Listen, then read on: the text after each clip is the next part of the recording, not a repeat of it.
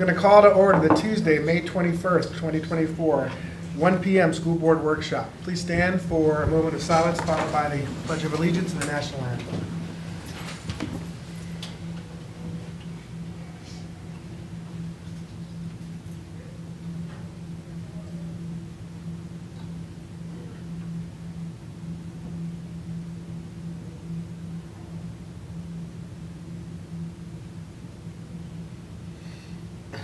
All right, please join me in the Pledge of Allegiance.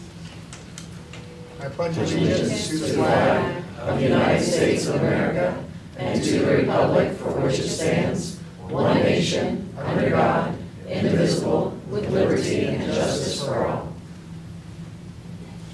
Oh, say, can you see by the dawn's early light what so proudly we hailed at the twilight's last gleaming, whose broad stripes and bright stars through the perilous fight o'er the ramparts we watched were so gallantly streaming, and the rocket's red glare bursting in air gave proof through the night that our flag was still there.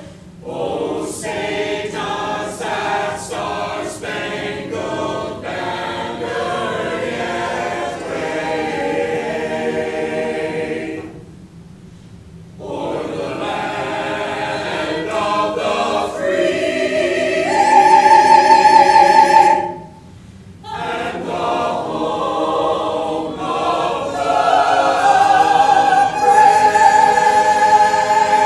brave. Please be seated. Okay, roll call. Carol Lucero. Colin Conklin, present. Sally Hunt. Christy Tong. Will Furry present. LaShaka Moore. Okay, do we have any special announcements? Okay, then we'll move on to... Other than tomorrow is graduation that day. is good. That's a big announcement. That's a wonderful announcement. We made it. So we will move on to board member liaison updates. Okay, first of all, I'm going to apologize up front because all of my groups met, so I have a lengthy report, needless to say, so please bear with me. First of all, the MHS SAC, the school year is winding down and seniors are preparing to graduate. As of the meeting, there are still 11 seniors who have not qualified for their full diploma, but they'll keep working at it and hopefully we'll pick up a couple more of those. After reviewing testing data, MHS improved in ELA 9, ELA 10, Geography, and U.S. History. Algebra 1 decreased by 10%, and Biology decreased by 2%, which is actually, they score rather high on that anyway, so that was not a bad thing. Construction is moving along on room 4120 and the cafeteria, and may be ready for the start of school, so that's a plus. That's definitely a plus, if they can get it done and we can start school with those rooms. The rest of the building is set to be completed in December to January, somewhere in that time frame. Flagler Technical College met and held their quarterly meeting. All current funding patterns were reviewed. Currently, FTC building is involved in some long-needed renovations. The governor's budget award of $1.6 million will be used to add 3 classrooms and a lab to the building. Thanks to the Ed Foundation, the kitchen at the A1A Center has passed inspection, and the new culinary program will begin in the near future. Program accreditation is underway, and the final group visit is set for the 17th and 20th, a process that's completed every 6 years. Improving communication on all programs available at FTC was discussed, and possible solutions are being investigated. Community Ed summer camp slots are filling quickly. If you need coverage for your elementary child this summer, do not delay. Sign up today.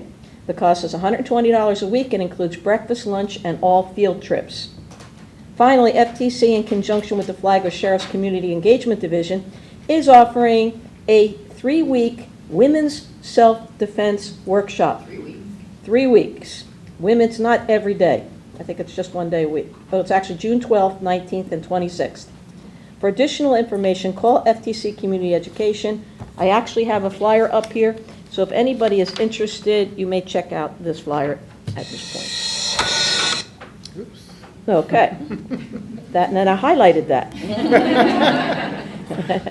All right. Flagler Tobacco Prevention Partnership, the group met to further discuss the goal of having all municipalities adopt zoning requirements for vape and tobacco shops near schools. This has been an ongoing interest since the smoke shop was put in the building across from FPC. Hasn't ended, it's still working, and they're trying to make sure they can put some kind of zoning so that will not happen again.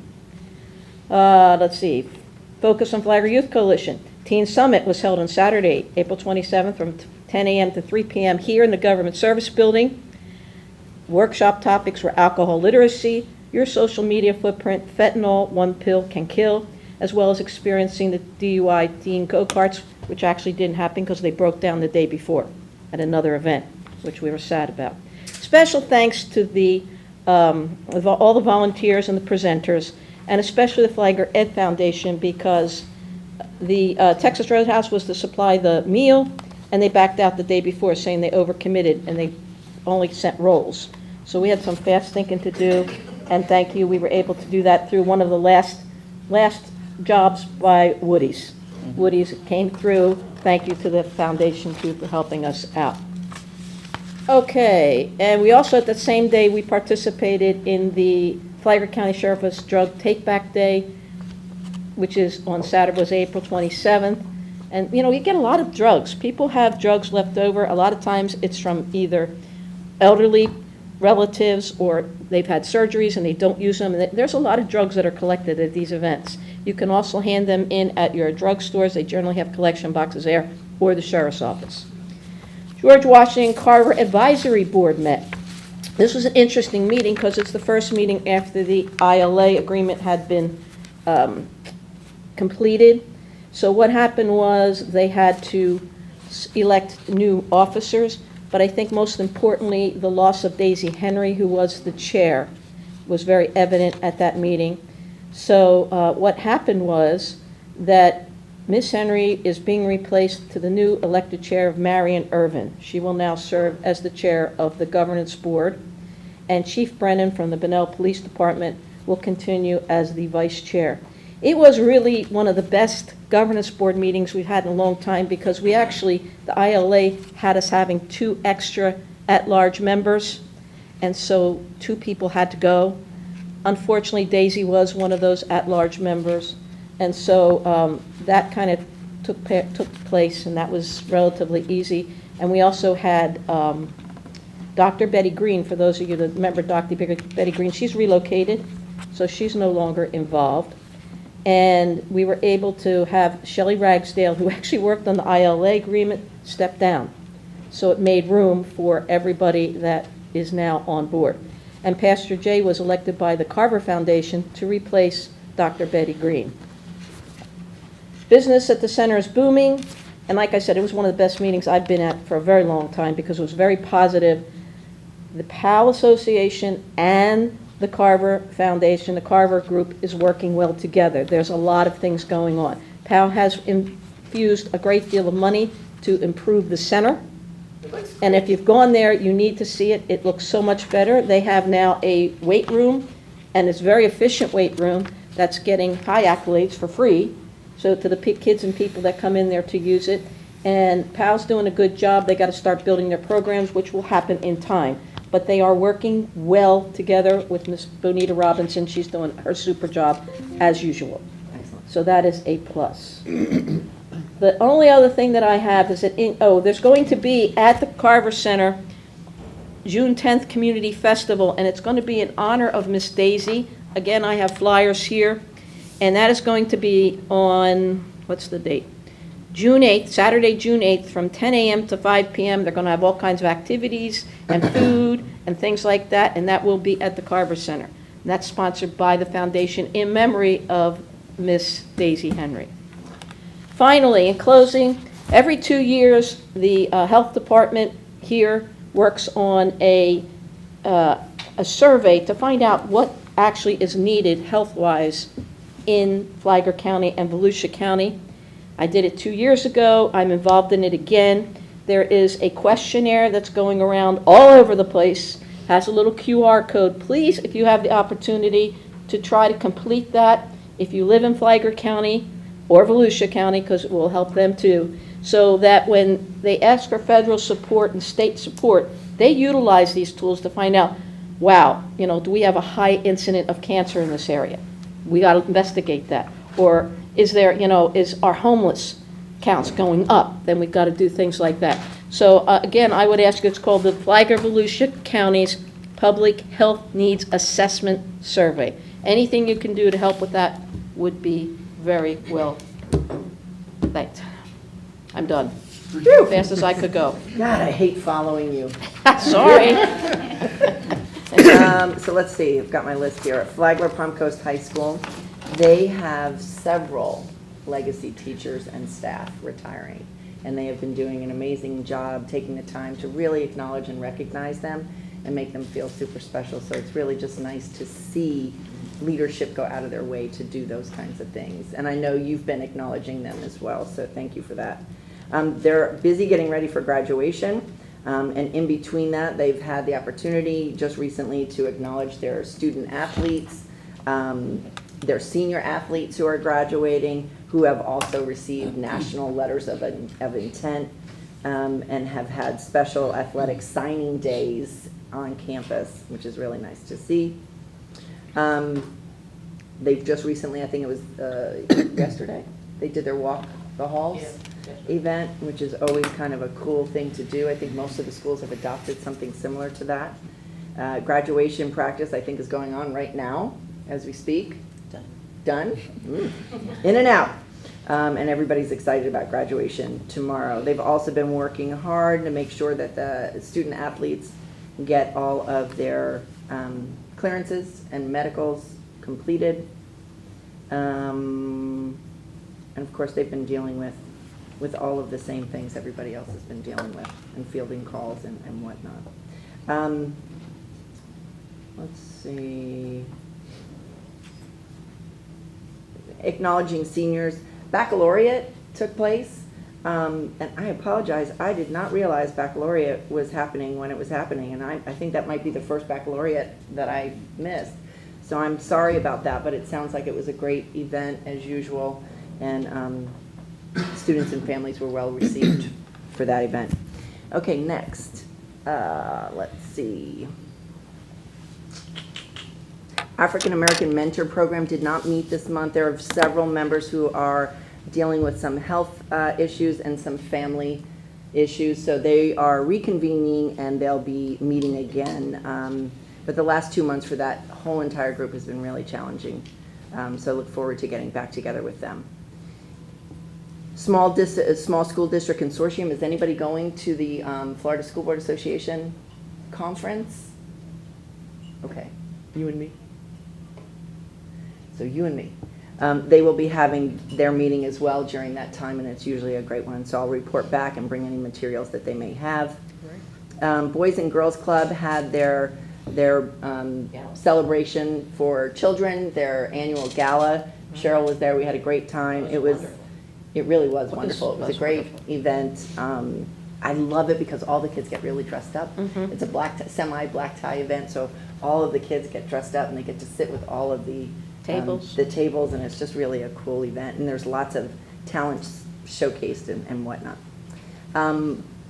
Flagler Historical Society, I know we're going to hear a presentation today, and I'll save my comments and questions that they may have about the courthouse for when we get to that. And that's it. I just want to highlight Rimfire SAC. Nothing really has stood out or stood out from this last meeting to share with you all. Very much just taking care of business and discussing the operations of the school. But with that being said, I just wanted to share my appreciation for the teachers and the parents, the community members. I really have been enlightened with SAC meetings of all of the decisions that, what is relatively a small team of people, the decisions that they make for each school as far as where funding is going to go, what programs and activities are going to be supported. And so just, again, there are some parents who are there every single time, Teachers I see there, almost every single time. It's, kind of additional time out of their day. And so it just a lot of gratitude to all those involved with the different SACs across the district. Thanks. Yeah, so I think it was about last month I got to attend the Bunnell Elementary Centennial, and that was really neat just to take a look back on the history and just to see how far we've come. Got to walk in the little red schoolhouse with my own kids and just show them. And it's just so neat that that school's been there a long time and look at the history. There was also many members from the community that are longtime staples in Bunnell. I know the mayor was there, and just a really great event. It was a good turnout.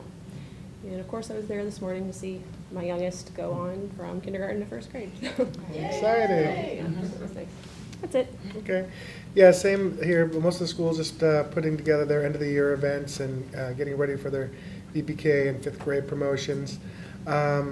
The chamber, they had the junior chamber had Chase Bank there to do some more financial literacy training. Attendees engaged in interactive discussions about credit, financial basics, and receiving provided by Chase, and they provided a budgeting workshop designed to help students and families better plan their financial future. So just another great community involvement to teach our kids financial literacy. Grateful for that effort. And the Fitzgerald, the Fitz has got a show coming up here on May 24th, Puppy Pals Comedic Stunt Dog Show. So that might be a good one to go see after we let out of school here for the kids. And the Ed Foundation does have their annual dinner Thursday, May 23rd from 6 p.m. to 9 p.m.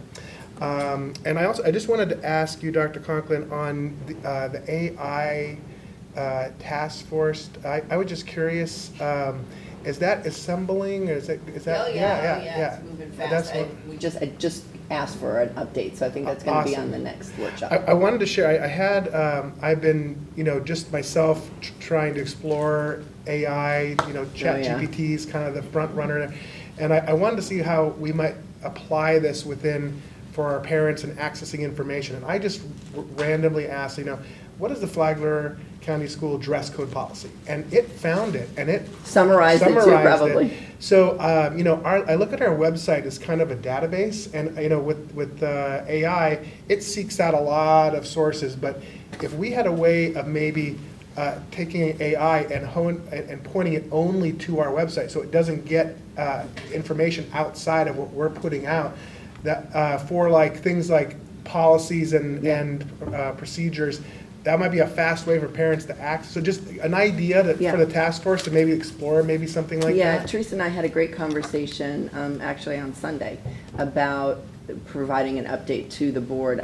I'm not sure when that's going to be, but I think it's going to be fairly soon because there's a lot to share. So the plan is to share with you all the board members what the task force has been doing, the kickoff of the task force, but to also demo some of the tools for all of you so you can kind of see them and then see the applications to academics, but also see the applications to operations efficiency.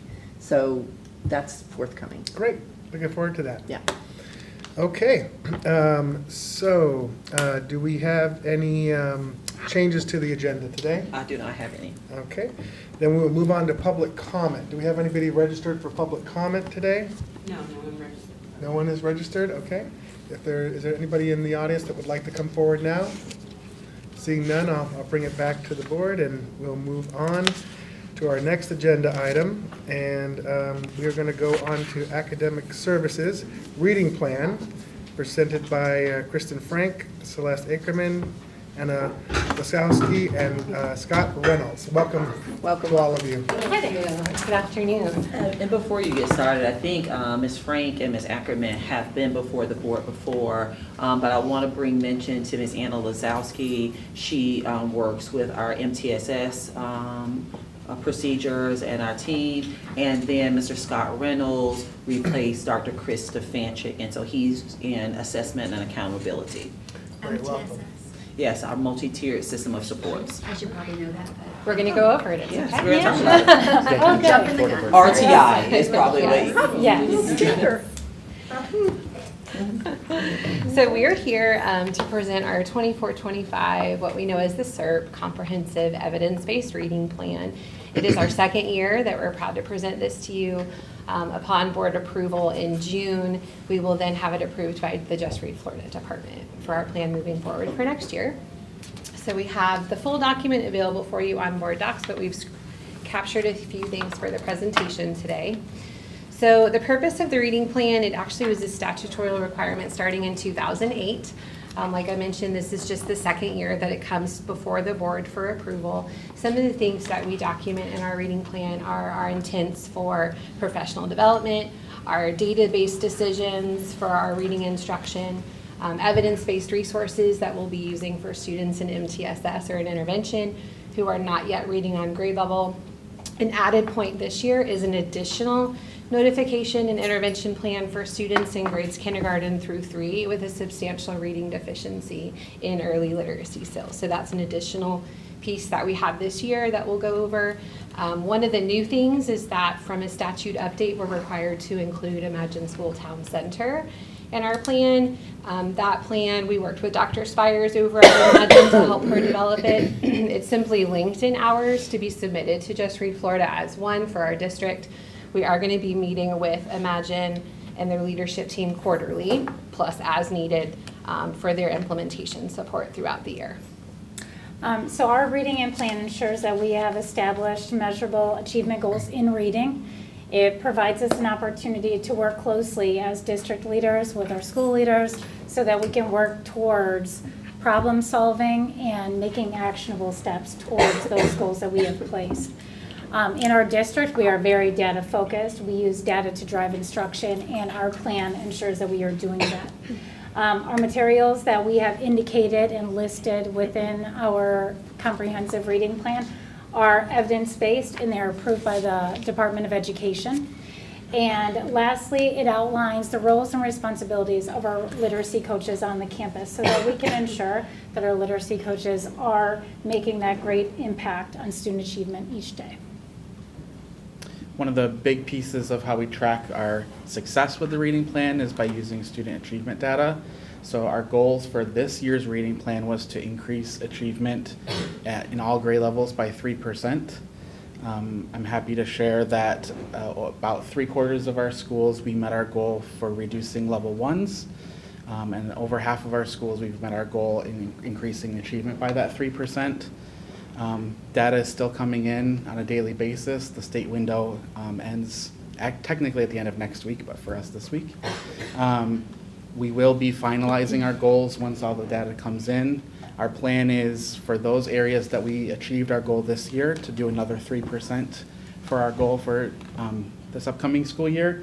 But for the areas that we did not achieve our goal, we want to go beyond that 3%. So we want to meet where we were expecting this year plus another 3%. So some big lofty goals in some of our areas for that.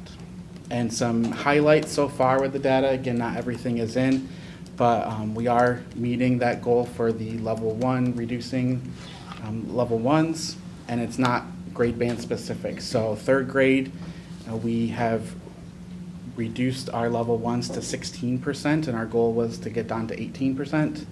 In 6th grade, our goal was to get down to 25% of level 1, and we are down to 16%. And in 9th grade, our goal was to get down to 26 for level 1, and right now we are at 18%. So we are meeting goals in a lot of different areas. Are we increasing level 3 and above? In about, I mean, you would assume that, but so we are seeing that growth to level 1 to level 2. We're not seeing as much From level 2 to 3, but over half of our schools are seeing, or over half of our grade levels, we've met our goal for that achievement piece. Okay.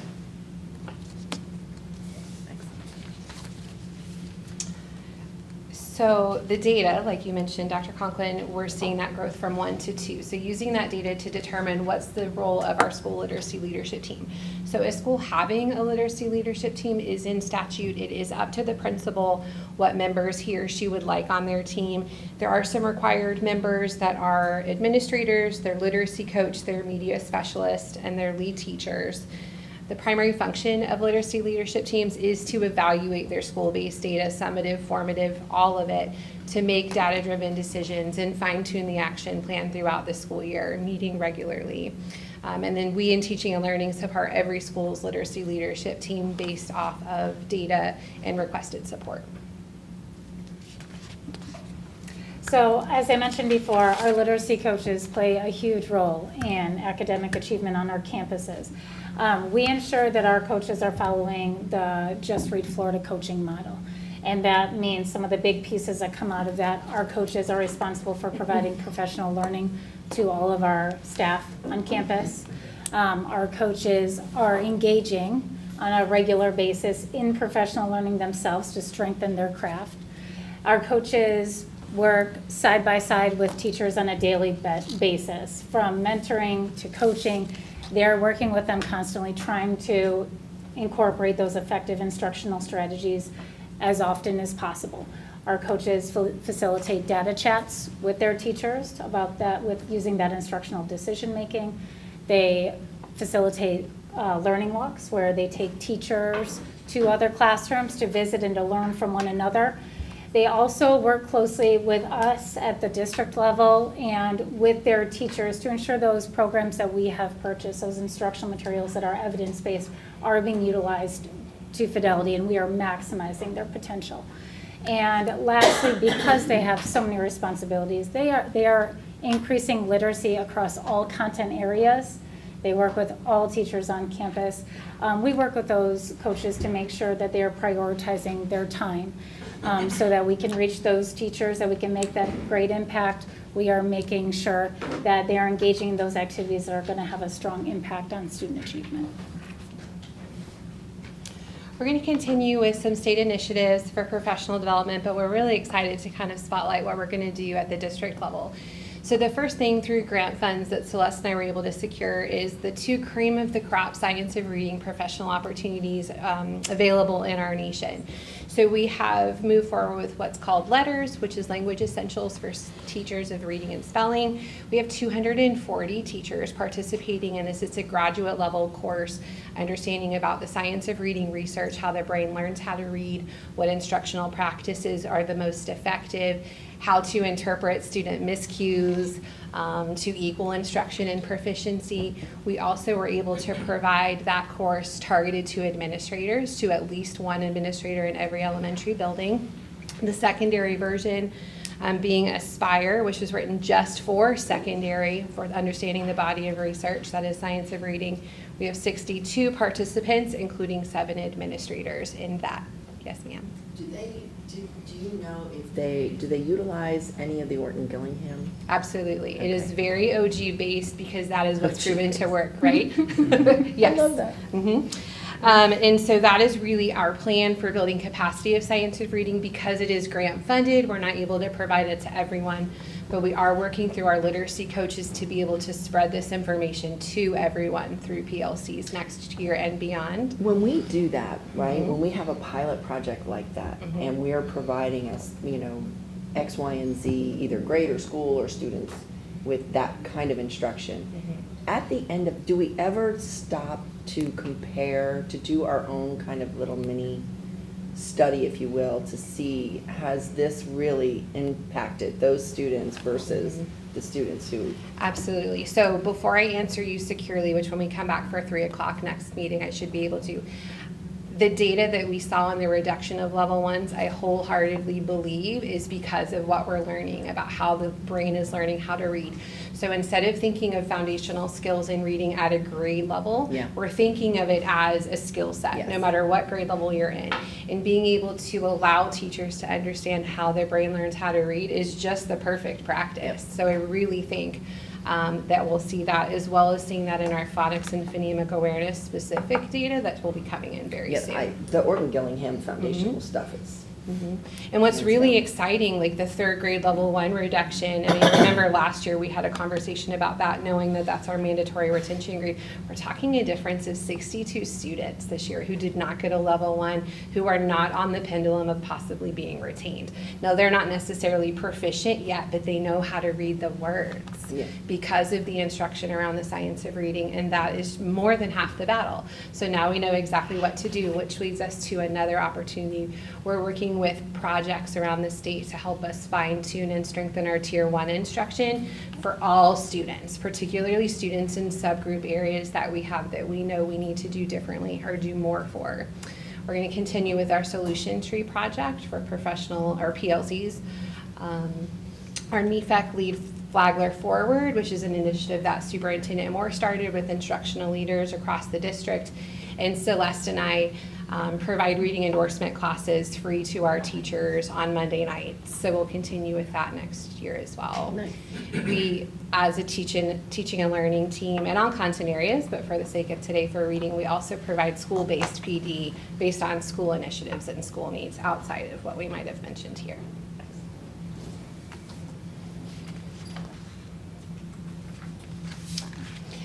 So this is one of the newer things. So in addition to our already established multi-tiered systems of support, we have an additional requirement, but also a very responsible way that we're monitoring students in grades kindergarten through 3rd who are showing a substantial reading deficiency. The state outlines that for us in statute. So that's a 3rd grader who scores a level 1 on their FAST assessment, their cumulative assessment, and or a student that shows a significant deficit in any of the 6 areas of reading. So phonemic awareness, phonics, vocabulary, comprehension, and oral language. We use different assessments for this, obviously the standardized state assessments, but also screeners that we do, progress monitoring pieces that we have. We work with the MTSS coordinators and the literacy coaches in each building to help triangulate data because this is a big decision. What happens from here is we notify a family that your child has a substantial reading deficiency, but here's what we're going to do about it. We make an intervention plan. That plan is documented in an MTSS plan or an IEP for a student with a disability, or an ELL plan if the student is a second language learner. We also notify the families of what they have available to them. They have available to them a $500 scholarship provided by New Worlds Reading. They have available to them a New Worlds Reading book delivery program where books can be delivered to their home every month until 5th grade. We also work with the Ed Foundation to have public events to be sure that information is pushed out to as many people as we can. And then on our district website, we have a family read-at-home plan, which gives additional resources, including from the University of Florida Lastinger Center, the Institute of Educational Sciences, for families to understand what dyslexia is, how to identify things, how to help your child read at home. When your child's reading, what kind of questions can you ask? So we work with families to really be sure that they're informed to support at home, but we also notify them of what we are doing about it, because our goal is, of course, for everyone to be reading on grade level by 3rd grade. So this is an additional step that we're taking in addition to our already common MTSS process for students who are not yet reading on grade level. So with regards to MTSS, our search plan outlines the state-approved and evidence-based resources for all 3 tiers of academic support. And an overview for the tiers. For you, all students receive Tier 1 support with on-grade level instructional materials that have been adopted, and evidence-based resources that align with the grade level benchmarks. An added layer of support for students showing learning gaps of generally about a grade level below or in just one area of reading receive Tier 2. And an additional layer of support for students showing the need for intensive interventions receive Tier 3. So the plan also outlines the data that is used to identify the student, the resources that we have that have been proven to work, and also how we will notify the families using the reading deficiency notification process like Kristen described. So I know that was a lot of information, but just to run through some of the major points we covered. The goal of the reading plan is to set instructional goals in reading. It provides clear direction for the professional learning that we will use to support our staff. It also sets clear expectations for our literacy coaches, considering they have so many responsibilities on a daily basis. And it also is an opportunity for us to strengthen and continue to do amazing work in the MTSS process. So what questions do you have that we can answer for you? I have a couple of things. Sure. I wanted to start by saying this was a very excellent presentation, and I just really want to appreciate the work that went into this and providing a summary at the end. Anyway, kudos, very well done. Thank you. I also just want to say I'm really thrilled with the good work that's being done here in Flagler schools. I know, like at Wadsworth, they went into detail with me about the targeted small group, taking students who are all kind of similar with their reading levels for that small group instruction. They were really seeing a lot of positive results from that. So, and I'm thrilled to hear about the reading programs, the book delivery, and I encourage you to continue to shout that from the rooftops. So there's like so much good stuff happening, so I just want to make sure I shared that. The one thing that I wanted to ask about was innovation, and this is something I've shared with Superintendent Moore. As far as like libraries, right? They're so similar to what they looked like 200 years ago, right? Not much has changed. Book on the shelf. We're away from the card catalog at this point, but like other than being able to search my title on a computer, not much has changed. And so I'm just wondering, when I think about like the half-penny sales tax dollars, and this is just me, total curiosity. My background in retail had me going to like Consumer Electronics Show in Vegas, right? Like, are there opportunities? Is someone from the district going to places where we can learn about new innovation? Like, I think virtual bookshelves, right? Like kind of the cool factor, because I'm really thinking, you talked about, the data and all this stuff being kind of half the battle. I think of like engagement and motivation, right? It's like a huge part of this. So I think of like, are there cool things? You hear about vending machines, right? Like books and vending machines, virtual bookshelves. Like, I would be curious to find out what, if anything, the district is doing around seeking out that innovation to improve, if possible, the motivation, the engagement of students around reading that takes us to the next level beyond books on shelves. I think I probably could have stopped 20 minutes ago, but thank you for hearing me out. I can tell you I'm the supervisor of media as well, and I can tell you that we have come a long way in the last year or so in terms of development. Our media specialists had the opportunity to attend 2 different trainings, one a national and one a state-based training. They came up with a lot of ideas. We've incorporated some of that information into not only in our meetings and discussing it and how do we implement. We did a book study together about how to make things better. How do we find funding? A lot of it, I think, comes from funding in terms of the media center itself. So we are working with community leaders and other groups in the community to support us, to get our word out, and to make those changes that are innovative. I think it takes time, and there's a lot of work to do when it comes to process and procedures, and we do get buried in that a lot, but I can tell you we've had media specialists. I went to FETC, which is a great innovative technology conference. There are a lot of great things going on. I think it just kind of takes time to see it in action, and there are some major hot spots in our media centers where there's some amazing things going on. I think it's just seeing it. And I do actually have a video I should share with you all of the amazing things. I've had my media specialists collect images of things that they're doing that are really effective and really working with kids. So I'd love to share it too. I wasn't sure if I could, but I got something I put together. But I can tell you, just leading them, they are amazing people, and they really do work to do whatever is best for kids. I even provided, with my curriculum side, went into the media world, but I provided curriculum training for them on the science of reading so that when they're interacting with kids, they have those skills and that background knowledge as well. So just a quick follow-up question. Maybe this is for you, Superintendent Moore. Half-penny dollars. The community, so again, as one vote, as one representative here, the community very much is interested in reading, right? It is such a foundational piece. If there were a technology that was out there, a cool factor, would half penny dollars be able to fund that?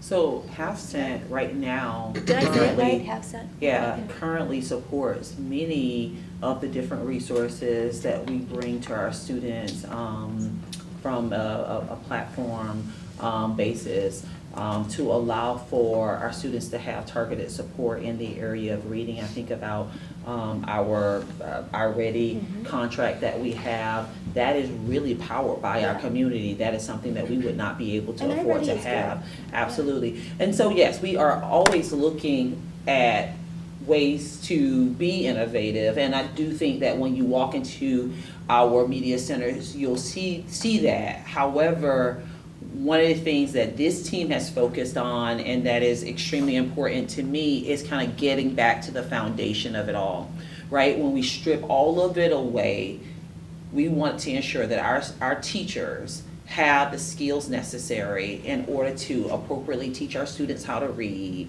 and that our students do have that foundational piece that they can then apply to these innovative things that we come up with, or we provide to them. But at the base of it all, we have to make sure through some of the things that they mentioned of the targeted professional learning. I mean, before 2 years ago, our teachers weren't getting reading endorsed training here in our county. They were somewhere else. And so to say we've invested in ensuring that we have staff that's trained to be able to do that we are bringing in professionals in the area of the science of reading and that can provide professional learning to our teams and our staff. So regardless of what grade, as Kristen continued to state, regardless of what grade it is, we're just looking at, can our students read? Do they have those foundational pieces? And so that's what we focused a lot on in the last couple of years,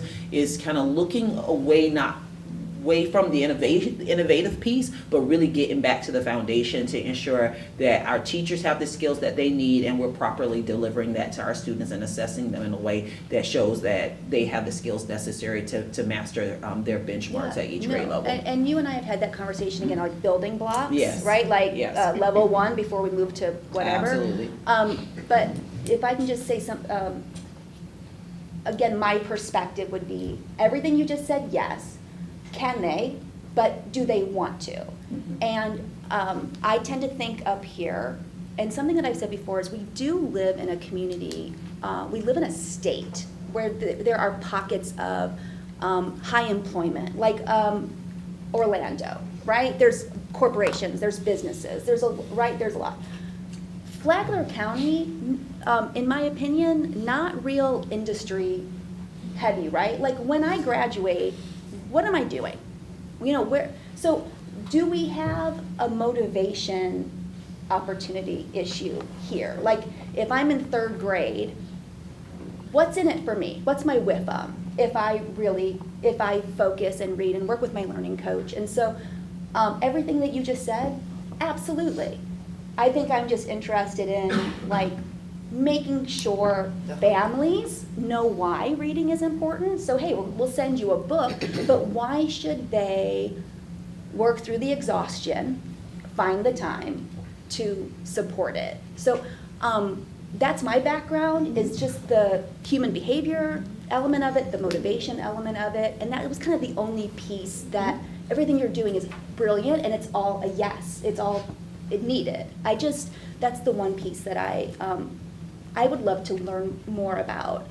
And I would love to learn more, if ever, about what technology, what innovation, even if we're not ready to use it yet, because we're doing these kind of building blocks, what is even out there? So that when I go into, you keep mentioning Superintendent Moore Media Center, when I walk in, I see a library, right? That's my perspective, right? I see a library. I'd love to walk in and it shout Media Center. Right, and I don't know what that looks like, and I'll say one last thing, and I promise I'm done. Flagler County, I think, has been like a trendsetter. Like we've been, especially the good work you did with the parental rights right? To the point where other districts have used that, right? And so that's like, to me, the bar. Like, how do we continue to lead the state as it relates to reading? So not to just this fundamental piece, but like those outside the box pieces as well. Thank you. You're welcome. And I actually have something to add. So we're very lucky. We have a very close partnership with the technology department. We meet with Ms. Phillips and sometimes Ms. Kopak every other week. So they're busy looking, we're busy looking, and we connect on what will be engaging, what is an e-tool, but also what is true to our benchmarks and the expectations. So we do, when at all possible, love to infuse things, and then we take those to curriculum mapping teams. We do some training on them so we can build capacity in all of our schools, and then we implement them in our curriculum mapping so that way everyone has access. Because I agree with you, there is a fine line between engagement, but we have to stay true to the foundations, and we also sometimes have to help students understand how to read something and comprehend it, even if they think it's the most boring thing ever. Yeah. So it's definitely a balance of the two, and we're always looking for ways to do that, and we're lucky to have such a close partnership with technology to bring these things to us. And I think as I reflect even on this conversation, you know, a lot of that wasn't brought forward really because with the comprehensive evidence-based reading plan is everything that they're putting in this plan, it must be evidence-based to help improve student reading. And so the innovative pieces of it may not shine in something like our CERT plan, but I definitely challenge this team to look outside of this CERT plan. What are the things that we are doing in order to increase motivation for our students, help our families be educated as to why this is important, what does this look like, how are the resources, what other resources are available to them? I'll just add a comment. You know, in a world full of like technology and iPads, and I wish I could throw it all away, but to have my 5-year-old say to me, you know, I want to go to the library, like that's just, it's so important to me. Like, yes, like I want you to be interested in books, and I know I can thank our teachers for that. And also just, I thought that the literacy event a couple months ago was great, you know, just to get some free books into kids' hands. I'd like to see more of that, you know, get the word out there. I think that was really good. So, Getting them outside, moving their bodies and reading. Yeah, one comment, I can appreciate Sally's perspective. But it's ironic, I had the same conversation just yesterday with Holly Albanese, who is the head of the Flagler County Library System. And the conversation sparked with the fact that libraries aren't like what they used to be. You know, and I think that's the transition into the media center. And I think if you start smaller with, you look at the elementary libraries, they look like a lot of books, and that's for purpose, in all honesty. And they haven't changed a whole lot. But then you move up into the middle school libraries, you start seeing the transition into the media centers, where they're starting to get more interactive and more virtual things that are you know, new to the kids and new to all of us in reality. Then you get into the high school level, and it's almost less books, more media. Yep. Be honest with you. If you've been in FPC's library lately, that's what it is. It's more media, and I was there not long ago. It's more media, not as much books. Okay, and I think that's a normal transition that we see throughout the district, and that's important. Now, we have a situation we have a brand new library being built at Matanzas High School right now. You know, and I'm certain that's going to be very similar to where it's going to be not as many books, but a whole lot of virtual media and, you know, technology. So it has been transitioning from the libraries that we know were very different. Think of when you went to school, especially when I went to school, it was just a room of books, you know. And, God, yeah, so a long time ago. God forbid. So the idea is, though, you can see the pattern even within Flagler County schools, and I thank you all for what you're doing, because that's the beginning of their future. And without that base, our children will struggle. Yeah, it's everything. So it's everything. It really is. It is everything. Whether it's, you know, in a book, or on an iPad, or on a telephone, or on the TV, you know, they need to have that base. So thank you for the presentation. And I think, Cheryl, that's why, I mean, really, I appreciate you clarifying. I think it's the elementary schools because of the foundational, because that's really where we need to nail it. so that when they are in junior high and high school, like, they've got those building blocks. But I'm glad you brought up Holly. I've mentioned at meetings before, she's brilliant. I've talked to Superintendent Moore often about how I wish we could find an even better partnership with Holly and the library. So I'm glad you've had good conversations with her as well.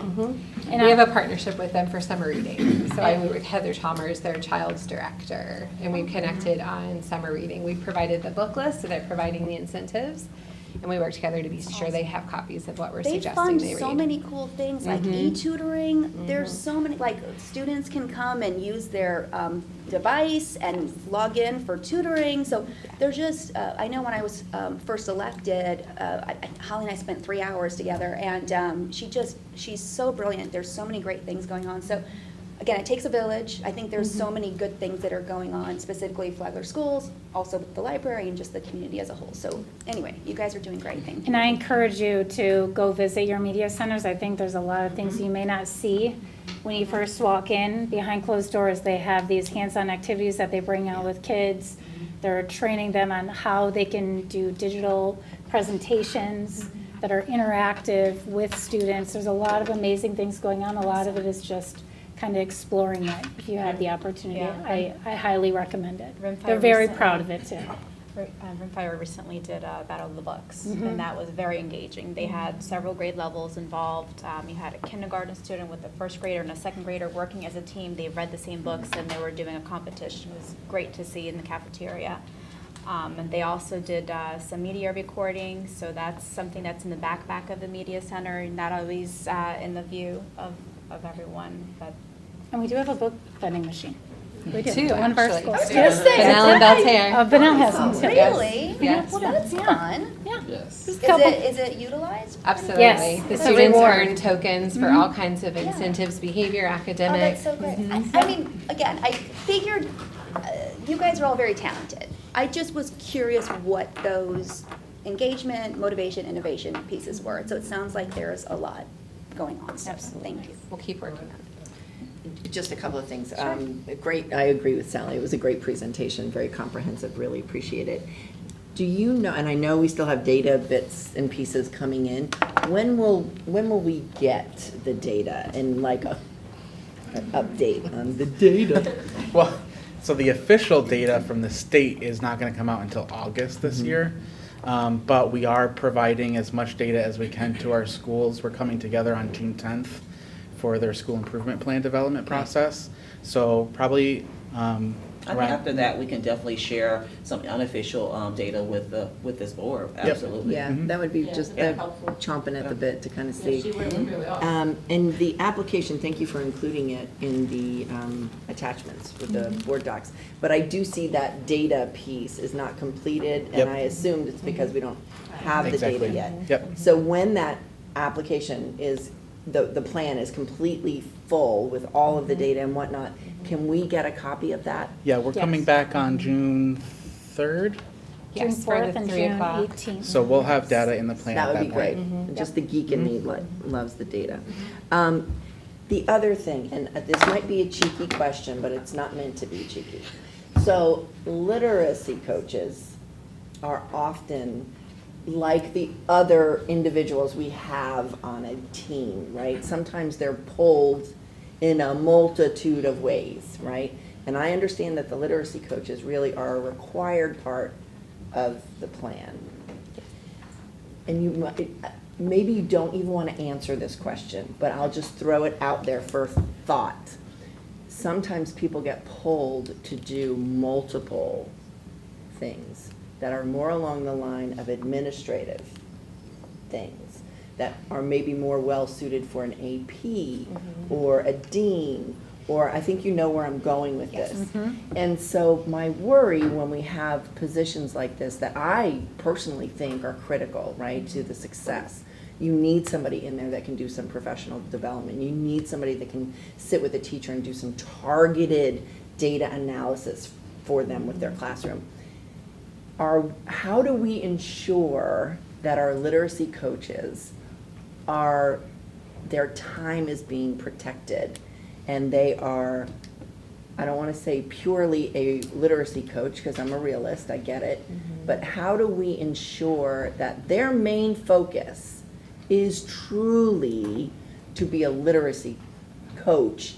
And are there mechanisms in place that when we see that not happening, or we see their time being utilized and that position being utilized in other ways, that either somebody has the ability to step in and say, just a reminder, this person's a literacy coach? So I appreciate the question. That's something that Celeste and I are very passionate about as well.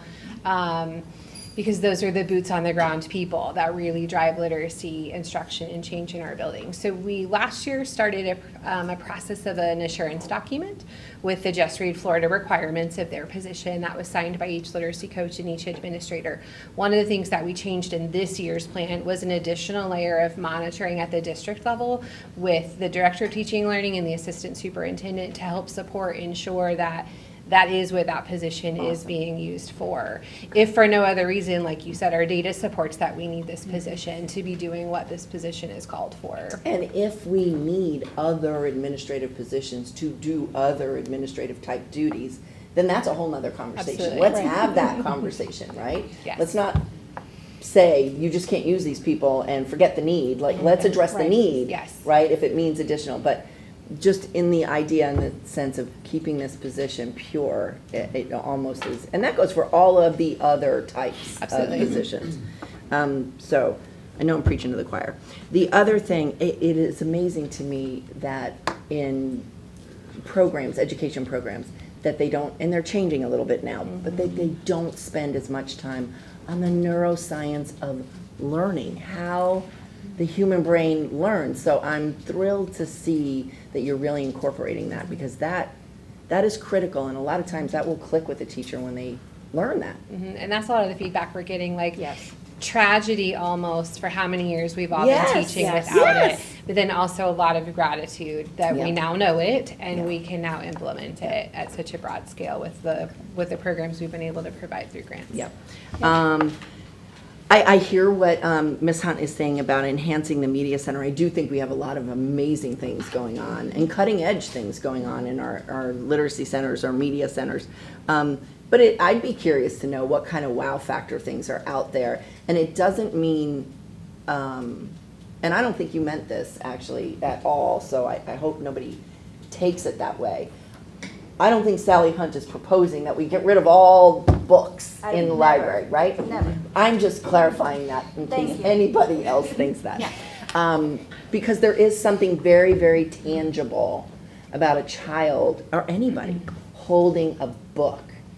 Like, I don't know, does anybody else love the smell of a book? Like, Well, it's very important in early literacy. I want to touch it, I want to feel it, I want to write in it, I want to highlight in it. Not that our kids should be doing that with our library materials. But you understand what I mean, like there is so much value in, like, you know, what Christy was saying, her kids just touching a book, picking a book out, finding a book. But I know that that's what you meant, enhancing the library, not doing away and with. Let me just give you, like, I'm glad you brought that up. Yeah. To me, in life, there's usually a both and, right? So is it of the 800 titles that are at any elementary school, the real estate of that space, can it be optimized in a way where those titles are still in the building, or the top 20% read are in the building? Yes, the books, yes. You don't want to do it. I'm not, Yeah. no, but something I brought up before, Rimfire specifically has a huge footprint. So as we're looking at space, if we're looking at the potential of Rimfire one day being a middle school, you look at all of that space. Yeah. If we needed it for classrooms, how do we accomplish our learning goals, our reading goals, in just a smart way, where we have an ample section of books on shelves, but then maybe there's also a virtual bookshelf that Yeah, the good students thing about can that go is through. it's not going to take up a lot of space. That's not going to take up so no, it would never be, let's just go all like a digital format. I knew what you meant. I It's just wanted to Are there clarify. other, thinking outside the box, are there other things we can do? Yeah. Okay, any other questions? I just, really quick, just on all of this that has come up, you presented to the chamber on a lot of this. And I didn't know if you wanted to highlight business partners, community partners, any of their feedback on this topic. And I just wanted to also appreciate you for taking the time to prepare for that and to present. Our main, related to reading, our main focus was really on early literacy.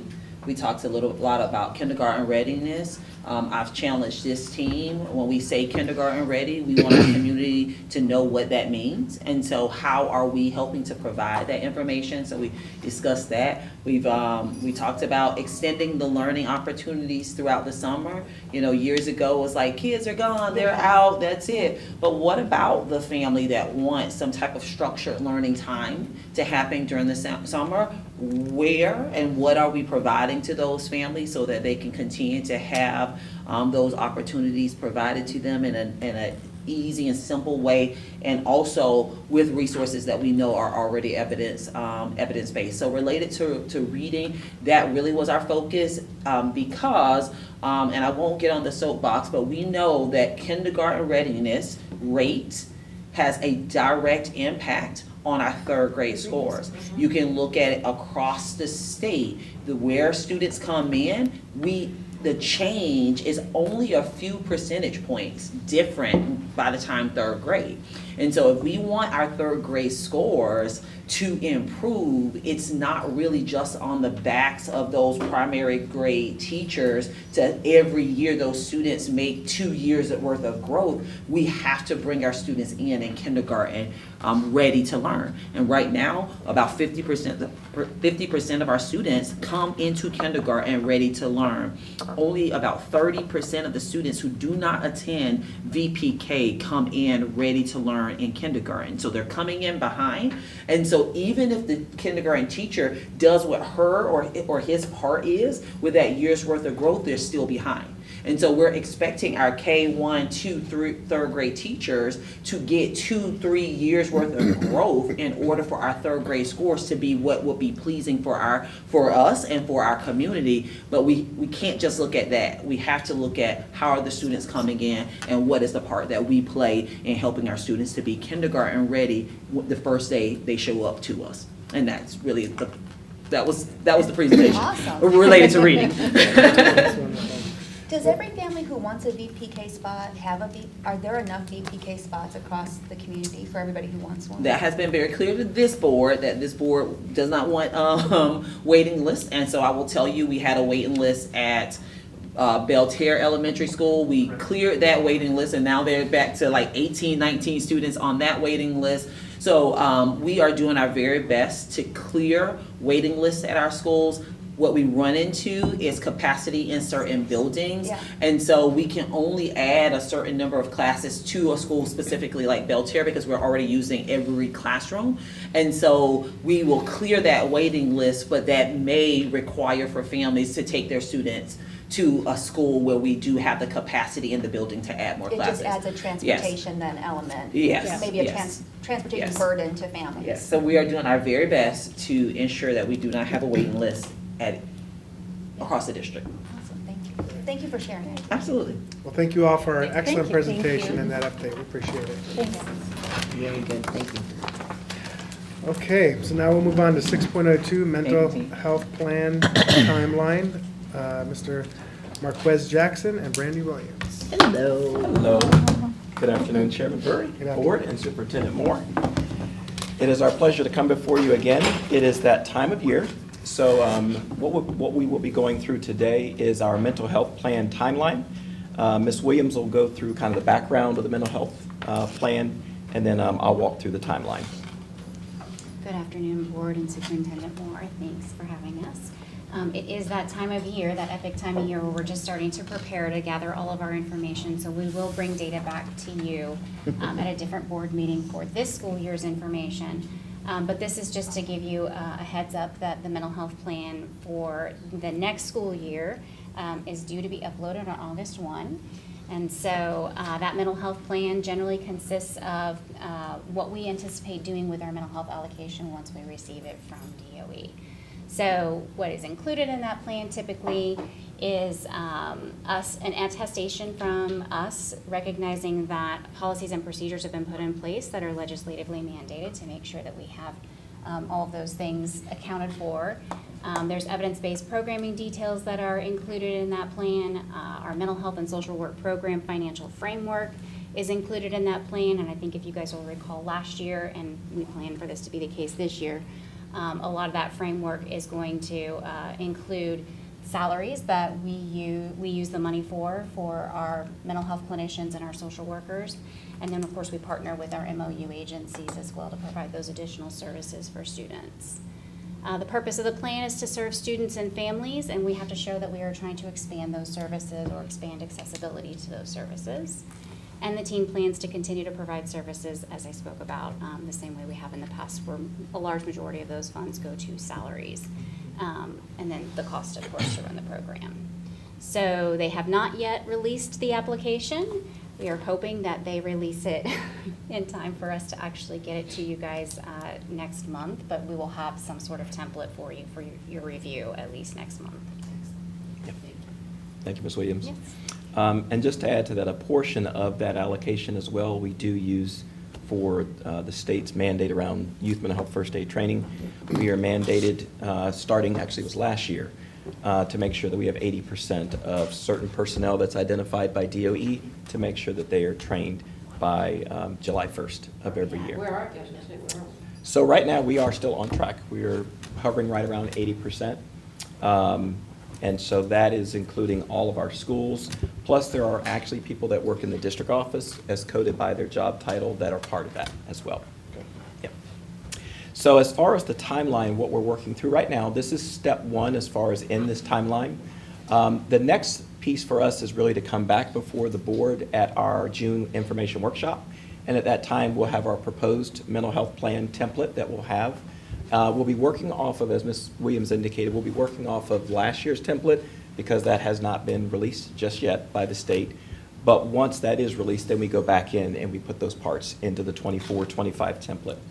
So at our July 9th agenda workshop, that's when we'll present, as Ms. Williams and Mr. Reeves presented last year. It covers our mental health plan in the new template, as well as the data, kind of the closeout and review for the 23-24 school year. And so we're presenting at that agenda workshop for board approval. Then, based on any feedback that we receive from that presentation, we plan to come back before you on July 23rd at the information workshop with any final edits that you all have for us to make, and then for that to be approved that evening on the 23rd. And then the evening of the 23rd, 6 o'clock, we'll be ready to rock and roll with the approval of the plan. So are there any questions that we can answer? The only question that I have, and I don't know if this is related to this, years ago, we used to be able to kind of look at the changes to the Flagler. We used to, Florida has its youth survey, but every district had its own youth survey. It seemed, I know there's been a lot of, controversy and whatnot, but are we still doing that? Great question. I actually asked that question at our conference that we had this past week in one of our There's some sessions. great data. Yeah, there is. I agree. A lot of data.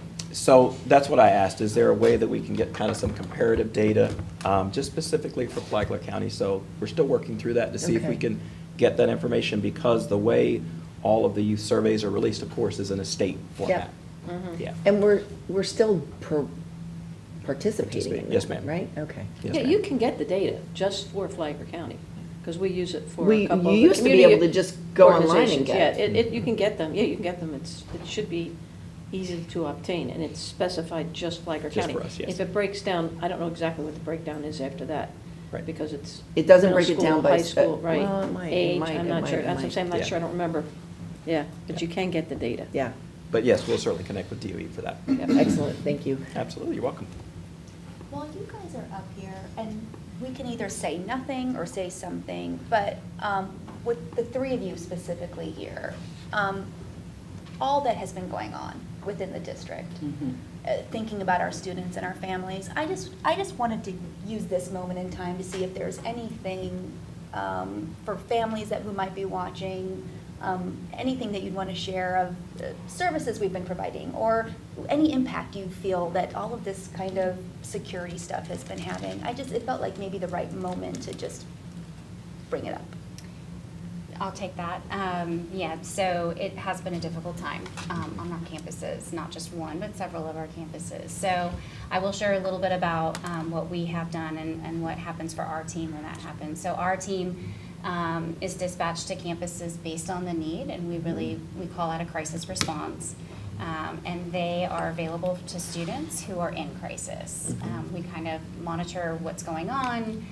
We see them in groups, we'll see them individually, kind of depending on what's happening for them and how they are reacting and responding.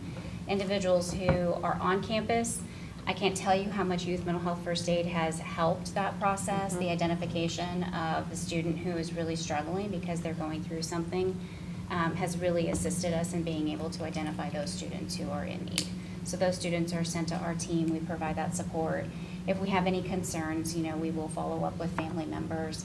And then we also follow up with those students a week later, a day later, depending on kind of what that response looks like. So it has taken a toll on our students and our staff and each other. And I will say that there are a lot of efforts that are going into providing the support for all of those individuals on our campuses. In addition, if we have additional concerns, and we have had that conversation with a parent that their student is having a difficult time, we can run a referral for them for additional wraparound services. So those are always offered to families as well. Thank you. Yeah, thanks for the question. And I do want to commend Brandy and her team, because they have been across the district. And the other day, she and I were on the phone dealing with a community matter, and she said, well, I'm heading back to this school because a few minutes after I left, there were some adults that came forward and wanted to have a chat. And so she's ensuring that her team is out and available to our students and to our staff. Yeah. Good. Yeah, thank you. Absolutely. Appreciate that. All right, no other questions? Thank you. Very much. Thank you. Thank you all. Thank you. Afternoon. Okay, so we're now going to move on to 7, Human Resource Services. We got the FESPA and FCEA insurance rates presentation. Mr. Freeman, Ms. Bozeman, Ms. O'Brien, welcome. Yes, and Mr. Ouellette is out, but sitting in his place, I want to say, for the first time to this board, we have Dr. Angela O'Brien. Yes, good for you. As I make her so embarrassed That's about exciting. it. Yes. Congratulations. Congratulations. Thank you. Real quick, your dissertation, what the topic? You would never believe it. Integrating students with disabilities into emergency operations plans. All on safety. Love it, Very love good. it. Yeah, a lot of practice. Congratulations. that's Thank great. you.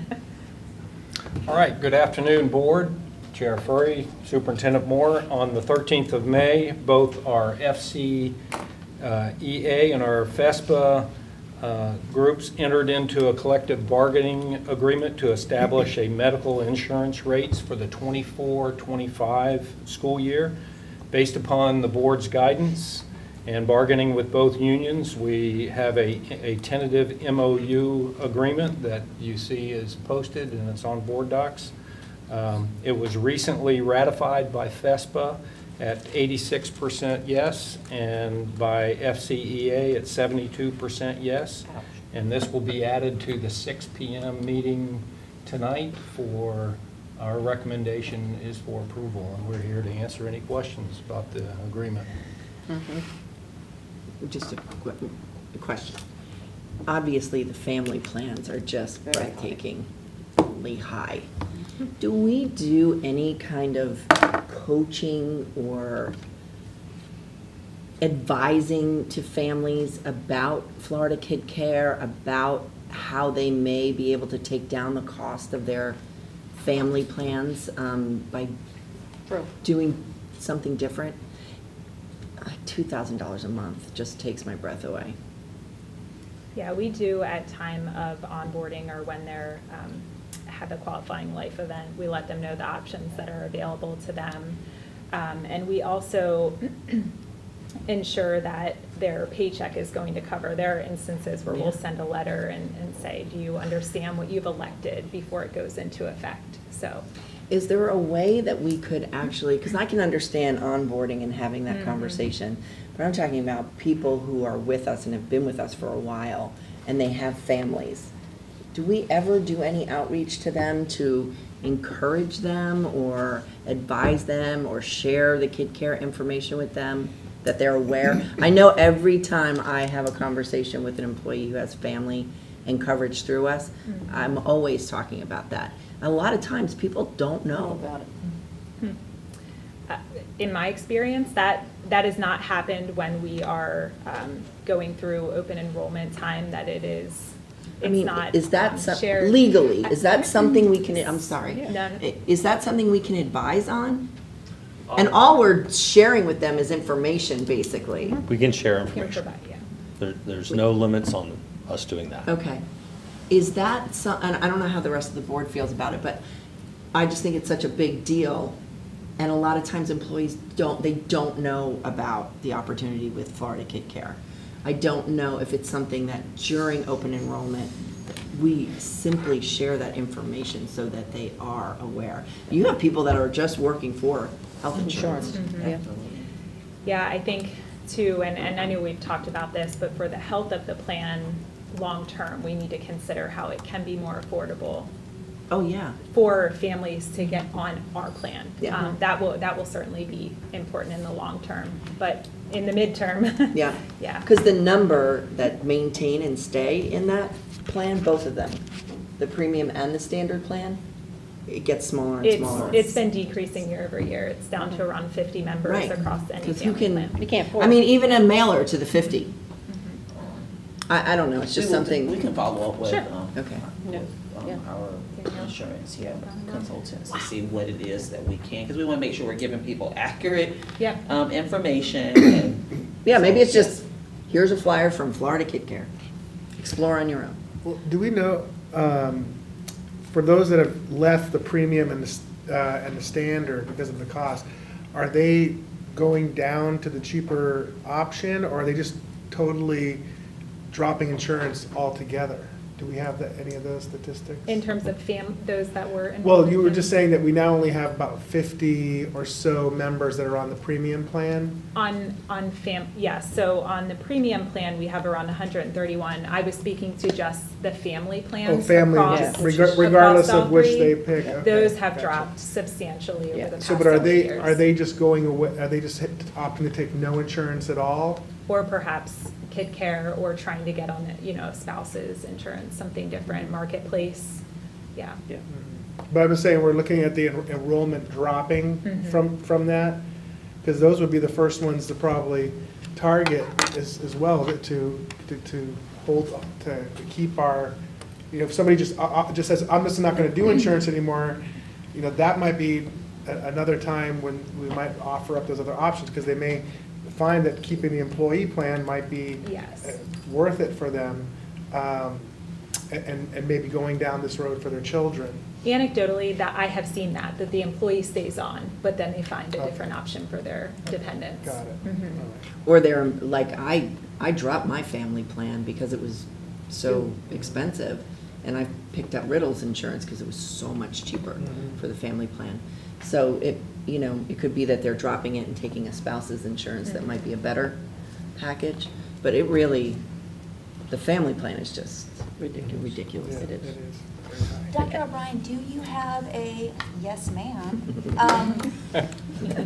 So to your point of we need to long-term figure out how we make this family plan more affordable, do you, because I know we're looking at the health center, but do you have like a 5-year plan, like a targeted plan of this year we would implement this, and if we need to achieve this, and then this next school year, do we have that there's hope? But like what, and I know you guys are all brilliant, I'm just, do we have that multi-year plan to achieve what you are talking about? So what I can tell you is that we have started the process of that plan. So we are seeking consult from our Brown & Brown, Sure. our consultative agency, but then we've also been talking to other school districts to see how they have been able to reverse. There are other school districts that have been in the same case, and so we've gone and sat with them.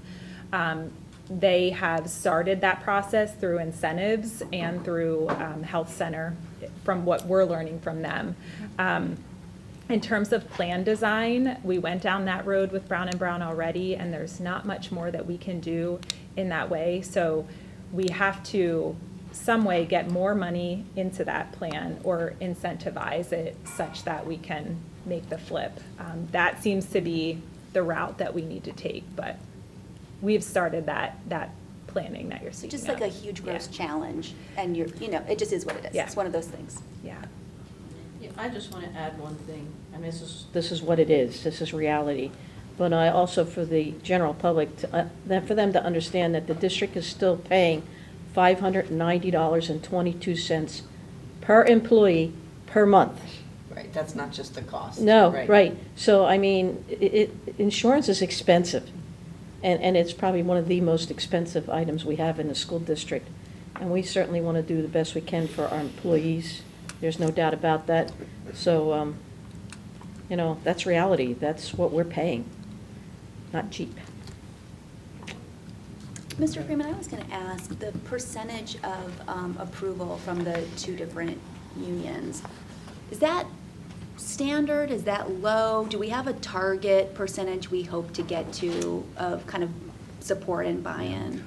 I mean, I can speak for Yeah. the FESPA side. I think that's probably about average. I'm not sure about FCEA. I think it's on the low side. I thought so, too.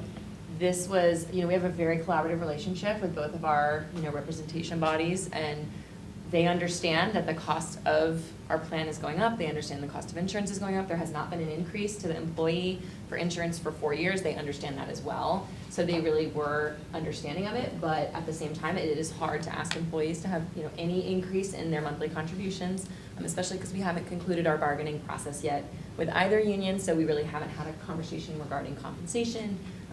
We haven't settled on salary increases, so it was an ask. We needed to get this done because of some timeframes, but it was definitely a collaborative process, and I'm not surprised that we had perhaps lower percentage, because I think it's a lot to ask people to agree to pay more for insurance if they don't know what their paycheck is going to be. It's not ideal. Yes, It's not ideal. Yes. Right. Something that's been brought up before is a correction of errors, if possible, to make sure we are always doing an increase every year, whether it's deemed needed or not. And I think I may be asked, is that policy-wise something we could even decide? Is that something we can, or is that just always every year bargaining? Right, this board doesn't really play in that space, but I think it's my understanding we're a bit in worse shape because we didn't do an annual increase. Or am I off base here? No, I think you're correct. I think it's because we went so many years without any increase. Yeah. Yeah. It hasn't been needed, but I think we understand that the trend, as Dr. O'Brien has educated us, the trend in healthcare expenses, and was it a 7 to 8% increase annually, nationally, across all industries, so I think we could expect that, and that is our sort of stance that we went into bargaining with, and why we sort of targeted and landed where we did. But at the same time, it is difficult, again, especially when you're working with employees that might be making $15 an hour.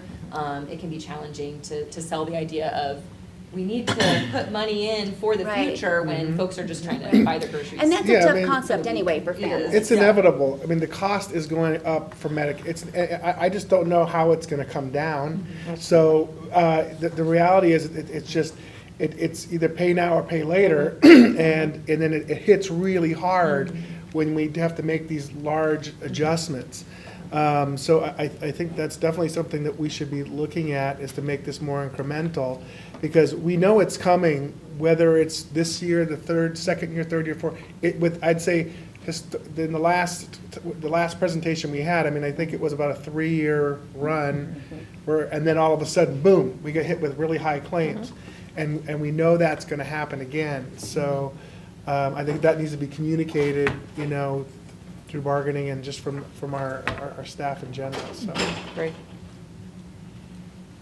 Okay. All right. you. Any other Thank you. questions? Thank you very much. For negotiating that. Yes. Yeah, thank you. Thank you, Dr. You just wanted to say that, didn't you? Ms. Bozeman, for coming back. Dr. She was Bozeman. there Yes, thank preparing you. for graduation. Yes. Yeah, Exciting. Yeah. Exciting. And Dr. O'Brien. Yeah. We're going to get used to saying it. I know. All right, operational services, 8.01 adults How about- with Yeah, we got a big disability. team. Welcome, team. I barely have enough seats here. Welcome, welcome. Good afternoon, Chair Furry, Board, and Superintendent Moore. We're here to just talk about adults with disability, and I'm going to turn it over to Jean Elliott with FTC. Good afternoon, Board. Reverend Furry. Superintendent Moore. Well, I would first like to thank Ms. Massaro and Ms. Chung for coming over and seeing our program last week. It really meant a lot, not only to the staff, but it meant a lot to the students as well. They love company. So anybody who knows anything about our program, the Adults with Disabilities program has been in Flagler School District for about 40 years. It's gone through a lot of changes in the last 40 years, but what remains the same is that whatever program we are running, it is the world to these students. This is their life. And This their is what they families. get up for every single day. They can't wait for the bus to come, and they just can't wait to get to the program so that they can socialize, do whatever it is. We currently have 60 people enrolled, 60 students enrolled. That's the max we can take in. So unfortunately, we do have a wait list of about 16 people who are sitting home just waiting for an opening to happen, which doesn't usually happen unless someone moves out of the area. We work at a 10-to-1 ratio, so for every 10 students, we have a staff member. Back in, well, I'm gonna actually jump back a little bit further. Back in 2007, we had some portables up between Wadsworth and Buddy Taylor, and they wanted to make that connection, make the cafeteria. So they designed a nice large portable up on the corporate grounds, which was about 5,700 square feet. It's big. It was a very nice portable. And we operated out of there for quite a few years until 2016, when we were talking about selling the property up there. The corporate building had come down. So in a quick fix, we were moved to this warehouse down by FPC, which is only 3,270 square feet. And you can see in the picture, that's our common space. We are pretty crowded. It's literally a warehouse. It's cramped. Can we move to the next slide? Yep, next slide. So we have two funding sources coming into the program. We have the AWD grant that we have been getting for, that's actually what started the program. And we also bring in, the students have an iBudget waiver, and we are able to bill out for the funding from that waiver. Our funding is profitable, which could help offset the cost of a larger facility, and that is mainly what we are here for today, to ask for a larger facility. And Corey can take it away because he's been working real hard on this. So some of the things that we considered on trying to find some space, just sharing with a couple different areas. We looked at A1A, but due to the main transportation for them, for public transportation, that was not feasible. We also looked at US1, building a facility there, and the utilities and underground. We determined that that would be too costly to try to, with the wetlands and all of that. Then we also looked at a storefront, and storefront meaning something that was already built to rent. The issues with that is also the pickup, drop off, and then trying to secure that, having a secure place. One of the places that we did look at is 73 Patricia Drive. If you're aware of where the old portables used to be, that slab that's out back, we would have to make that bigger, but that is one of the options that we're looking at. Also, the old courthouse, Mr. Freeman's going to talk to a little bit later about that facility as well. So the considerations, again, next slide, please, that we looked at was, again, the public transportation, because that's the main means of travel, pick up and drop off, the access, having a outside concrete and asphalt area, and secure access, trying to secure the staff and the kids in those facilities. So this is this was done by me, and I want kudos, so if there's something not right. It is absolutely This was beautiful. not an architect, this is Corey Bush at his best here. But essentially, it's approximately about a 5,100 square foot building. It's a pre-engineered building. And then you just have a front entrance. There would be another door. I did not put that on there, but there would be more than one in and out. And I did get with the team and look at how we could build this out. Essentially, you come into a lobby, you have classroom space over to your left. That large area, that is a dividing, about a 30-foot retractable wall. So that way they could split that space up or pull it back for a large open area, which they use quite frequently. Then if you go over to the right, we do have your group restrooms on both sides. You have 2 single restrooms for the staff as well, and there's a little area for microwaves. There's a little blue spot. Then the classroom, when I say classroom, some of those could be used as a classroom, and we're talking about be an office for some of the staff. And where all the desks are essentially where the offices or the 10-to-1 would sit, being able to look at everybody while they're in there. And then there's a computer lab with another program manager's office, again with some breakout spaces. And then you have a kitchen slash, I want to call it a break room, but they utilize doing some teaching with the kids. I'm sorry, adults, thank you. In there as well as the break room. So it is a break room for the staff, but they also do some teaching as far as cooking and lessons in there. So that's why that's a little bit larger than a normal break room, but that's the reason why. And that would be if we had to buy or build a portable.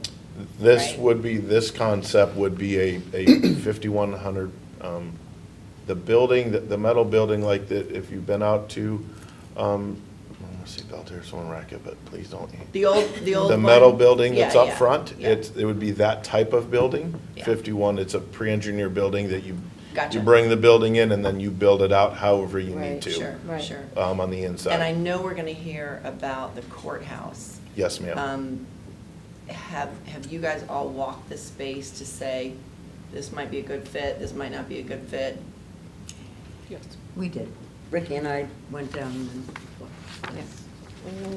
And this is what I will say, is we've been having this discussion now for a couple months, looking at options. This was the only option that we had at the time, and this is a great option.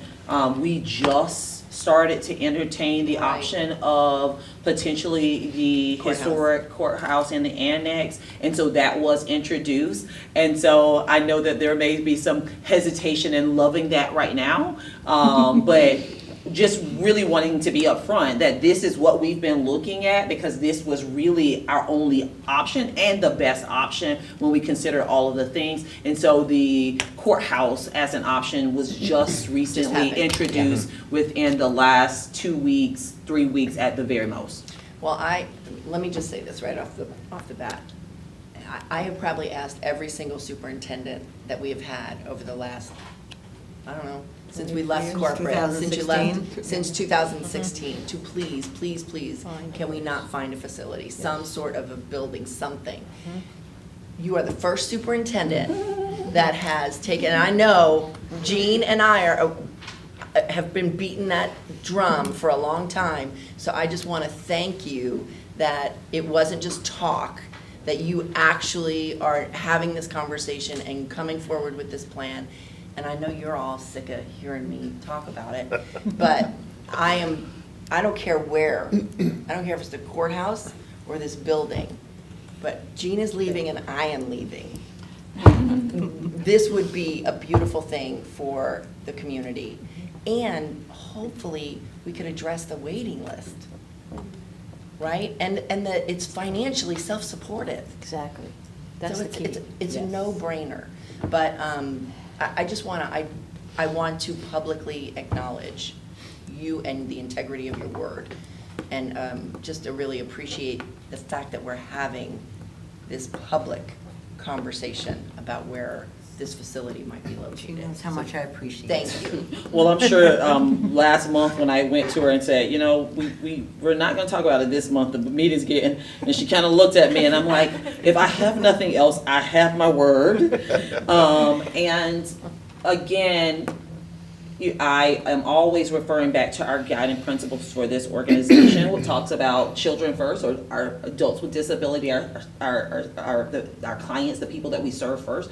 And then the final thing is like get to yes, right? Yeah. And how do we get to yes within a well-defined system that we can sustain? And so I'm sure when we started talking about the courthouse, she was like, what are you doing? But we want to present that as an option as well, because we do think it is a viable option. Yeah, you've and got then the we play, can make yeah, a yes. determination Good stuff as to there. what is best, what is fiscally responsible, and what is something that they can grow into and we can sustain as an organization. Yeah.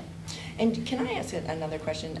The board, Cheryl, you might remember, years ago, the clients were involved in, well, it was Step Up. I don't know what the program was called. Workshop, it was You were- Step Up, but it was like a workshop, Yeah. Right? sheltered workshop. So the clients would actually, and I don't know if the feds did away with that, or they don't allow it anymore, or it was a payroll issue. There was a couple of things that came into play that they wanted to have more like Kim's program, the transition Yeah. program, than have a sheltered workshop. So they didn't want schools to partner up with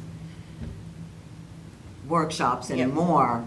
They wanted them to go into a transition program and get out there and do competitive work. Yeah. instead of No being more sheltered. sub-minimum wage. Right, no more jobs. sub-minimum That was, Yeah. so I what think they that was- did way back in the day, and it wasn't really that far back, but what they did back in the day was the clients would actually do piecemeal work. They would do, put little items in boxes or whatever it might be, but they would earn a paycheck. I just always thought that was such a great opportunity. It was structured, it was very focused, there was deliberate tasks. The clients loved it because, and they earned a paycheck. So I knew it was the sub-minimum wage. I think that was what happened. That was the issue. I just didn't know if that program was still out there in We're any not format. really allowed to do it anymore, but we worked really hard on changing the program to what it is today, which we do a lot of academics, which Oh, is yeah. keeping the program going, and then our field trips and their socialization and going out into the community and. No, you guys do an It's- amazing job. That's They why do you've miss got it. that paycheck, even if they had 58 cents. They were They earned proud of it. that. They earned it. But it's obvious the program is stellar because you have a wait list, and that's probably been your smallest wait list. We've had larger. Yep, yep. I have some questions. So for the location at 73 Patricia Drive, that would be on that existing slab where there used to be portables before? Is that what you're talking about? That would be the area. The Oh, slab area. currently is not large enough, Okay. but that would be the area, the proposed area that the building Okay. would sit. So would we have to expand that, or is that obsolete where we'd have to pour a whole new foundation for this? No, that would be part of what the slab would be, because the foundation would be larger, so it would get bigger. That So would it be would just what- be adding on to that That's existing one? correct. Yes, Okay. sir. And then I don't know if those portables had bathroom facilities, but now this one will. Are all the hookups there already for Yeah, it has- sewer and water? Some of it, I mean, we have to where we can tie in, there will be some infrastructure that would be needed for that. I mean, there was power there was sewer and water, I mean, Yeah, there was so bathrooms. that's all in the consideration of why one of the viable options at that facility was better than the other previous three that we shared with you all because of Didn't you it. guys put that in the plan that you proposed for? It was when the it was developed, conversion built of there. Yes, ma'am. Belter? Yes. Yes, ma'am. And what, the building that currently houses this program, Do we lease it or do we own it? It's ours. No, that's ours. Okay. It was maintenance at one point. It It's was. been lots of things. It Yes. keeps It's changing. a warehouse. And It's a so- flex building. And this would be, this construction here would be like that, it would be a permanent, it would be a structure that we're building, whether it's prefabricated or not, it's not like a leased portable, it would be No. part, we would, okay. It'd be an Yes, we would improvement to our. own it. We would own it, yes, sir. Okay. When I say pre-engineered building, it's a building that's pre-engineered that it gets put, just like at Matanzas, the building 22, that is the same type of building. Got I it. mean, that's a little bigger than what we're talking about, but the same shell concept to that, but it would be ours, we would own it. Okay. And- See, sorry, do we- I had a conversation with Patty last night, about finances. Is she on Because- vacation? Yep, we still, I didn't, she contacted me because of a conversation that I had with Jacques earlier. And, you know, she sent me the cost, and it's true that they make money, they're in the black every year, and have been, always in the black. There's no doubt about it because of the funding pattern, and they can sustain themselves. The biggest issue is that, you know, over the years, a lot of that money has gone, that goes back into the general fund, but general fund has to pay for some costs too. Every time they relocate, there's construction monies and all that have to come, and it comes from that pot, you know, and that's a loss. And they've been doing it 3 or 4 times. I mean, they have to have new carpet, or they have to have flooring. It depends, or redesigning over there of the warehouse that they're currently in, which is totally unacceptable. I mean, my heart broke when I walked in, quite frankly. And I'm sure Ms. Chong's did too. I mean, they're so happy just to be there and to be instructed. And it's from what I was told by Patty, most counties do it for the area. We're one of the few counties that do it through the school system. How that happened, I have no idea. It was 40 years ago, but that's what I was told.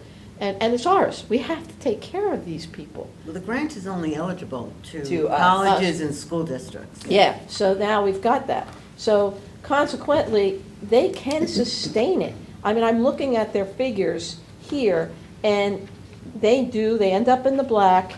The money goes into the general fund, and I think it's going to be a quabble as far as how much is actually going in because of expenses that have to come out. There's vans, you have to pay for your vans, right? You pay for the vans, transportation. That's not going to change. You'll always have to pay for them. And any place that's theirs permanently would save this district money in the long run, because then you're not going to constantly be building it out again for some place for them to temporarily stay. So, you know, the biggest, they had talked about the A1A Center way back. That's too far. That's just too far. That didn't work. Unfortunately, I like the courthouse, but you still have distance. What's the square footage? Of It- what? Over there. In the courthouse. 50,000 square feet. So Yeah, they have because it's more than flooring. enough. But yeah, it's 3 levels. No, I know. Yeah, you got 3 levels, yeah.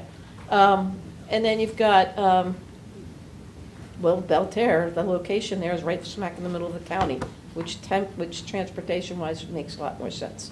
So, I mean, they just need a place. At this point, I think if we can come up with something, they'd be very happy, either way. Well, So it's more it sounds like finance. the program is clearly self-sustainable. Where I'm getting at, you know, so you have surplus funding. So what monies would we use to build this facility? It would come out of capital Right. cost, and it's currently on our 5-year plan under a 2-year, multiple year, so that we would do it Half over and the half. summer under one fund. Half and half. And half and half, but it's Okay. under, it would be a capital. So, but was that already allocated for this here, or was that just in there for whatever building we needed for the future? It was looking at I think several board meetings ago, Dr. Conklin said, I want to see it on the 5-year plan. And so last year, I think we added it on the 5-year plan. Okay. Yeah. And so do we, I think what will be helpful ultimately is I'm really interested in hearing more about the courthouse in your later presentation, but to know kind of what the costs are going to be to build this versus, I assume we're proposing to lease this building for that space there, to see those differences as well. When will we know kind of those cost projects? Because I imagine there's going to be, some of the infrastructure's there, but there's going to be some things that need to be done to receive this building once it's ready to go up. So. The nice thing is it's set up as an educational facility. Yeah, well, Supposedly, are you referring to the prefab metal building? Because we do have estimated cost for that, and what we are allocating in our capital funds is, what is it, 3 million? 2.5. 2.5. Yeah, And I was then figuring another- that, thinking what the youth center costs. Yeah, following so year for the approximately 3 million is what we Total. would need for the prefab metal building. not bad. And I will present this about the courthouse, and there is a cost to that because we will have to do some modifications. Yeah, I mean, it really, it's, part of it is, location is everything. We start there, and then you gotta look at the numbers and say, hey, is it better for us just to build this building? Is it gonna cost us too much to build out an old building? Whatever, those are some of the numbers that I'm gonna wanna see here at some point to really decide, where the better place is gonna be at the end of the day. And we can roll into the courthouse. I know the courthouse is after ECG, but we can roll right into the courthouse conversation right now if the board is okay with making that change. Yeah, I think it might be appropriate. I think it It's on fits. topic right Can I now. ask a quick question before we move on? Oh, good. Speaking of these prefab metal buildings, they're not just this, but a lot of employees are in trailers and whatnot. I know we do not live in Oklahoma, but we can still get tornadoes here. That was kind of my only thing. I assume like courthouse is solid. What is the evacuation plan when we think in Carver Center, any of the structures that we have that are not as solid? What is that evacuation plan? They do have to leave. The youth center has to go to the FPC. FPC. The Carver Center, they've got to leave the gym area. The new area is actually more sturdy now that they just finished. So that's a good location. Do we have, at each one of those sites where they are more at risk, what do we have in place so that they are receiving notification that they do need to evacuate? I would be curious what that They have protocol radios. is. They use a radios, and when it's a storm, when it's only because we've done this. Yeah. When it's a tornado warning, they're out. If it's a tornado watch, everybody's okay, and you're waiting. But if you get a tornado warning, everybody leaves. And is we there do like have transportation? We do have safety response protocols for all of our building, where the secure locations are in the event of an emergency. That is something that we also have to consider in all of this is where is the place of evacuation if they were to be at the 73 Patricia. Where would they go? Versus And that was, if we were to be thought. deciding Yeah, no, it's a between the good thought. two, from a safety perspective, something more solid felt a Yeah, little they bit couldn't better stay to there. me They than, so that's just the only piece I And wanted the to bring current in. AWD building, has it run its economic life, or could we That's what I repurpose was that gonna for, ask. okay, great, yeah. Could it be repurposed for something else? Yeah? Well, our thoughts, I mean, we're still having a lot of decisions to make. Our thoughts would be, once the adults with disability left that building, that potentially we would build that out for an expansion. an FTC. FTC and that grant that they received, the Yeah. $1.6 Perfect million. for like dollars. electricity construction. Instead Exactly of what doing they an need. expansion on Yeah. the building up front, that, because we've already talked, it would be an addendum to change the verbiage of what we've asked for, but then we would be able to use those funds to then. Yeah, raise- renovation instead of expansion. That's Right. good. We would do a renovation of the inside of that to be whatever the needs were And your money of would probably go a FTC. whole lot further with Yeah. that. Yeah, A couple absolutely. of years ago, we recently put a Smart. roof on there, which was, I believe, a 30-year plastic type of polypropylene or whatever type of roof that would, because we did have some leaking issues that I think we've fixed, haven't we, Jean? I think most of them are, yeah. Okay. All right, so if we want to Need move on to numbers. the Just need next one, numbers. okay, so we're gonna move up 8.03, the courthouse Okay. annex updates. Thank you, ladies, for coming. Thank you. All right, thank you. Thank you very much.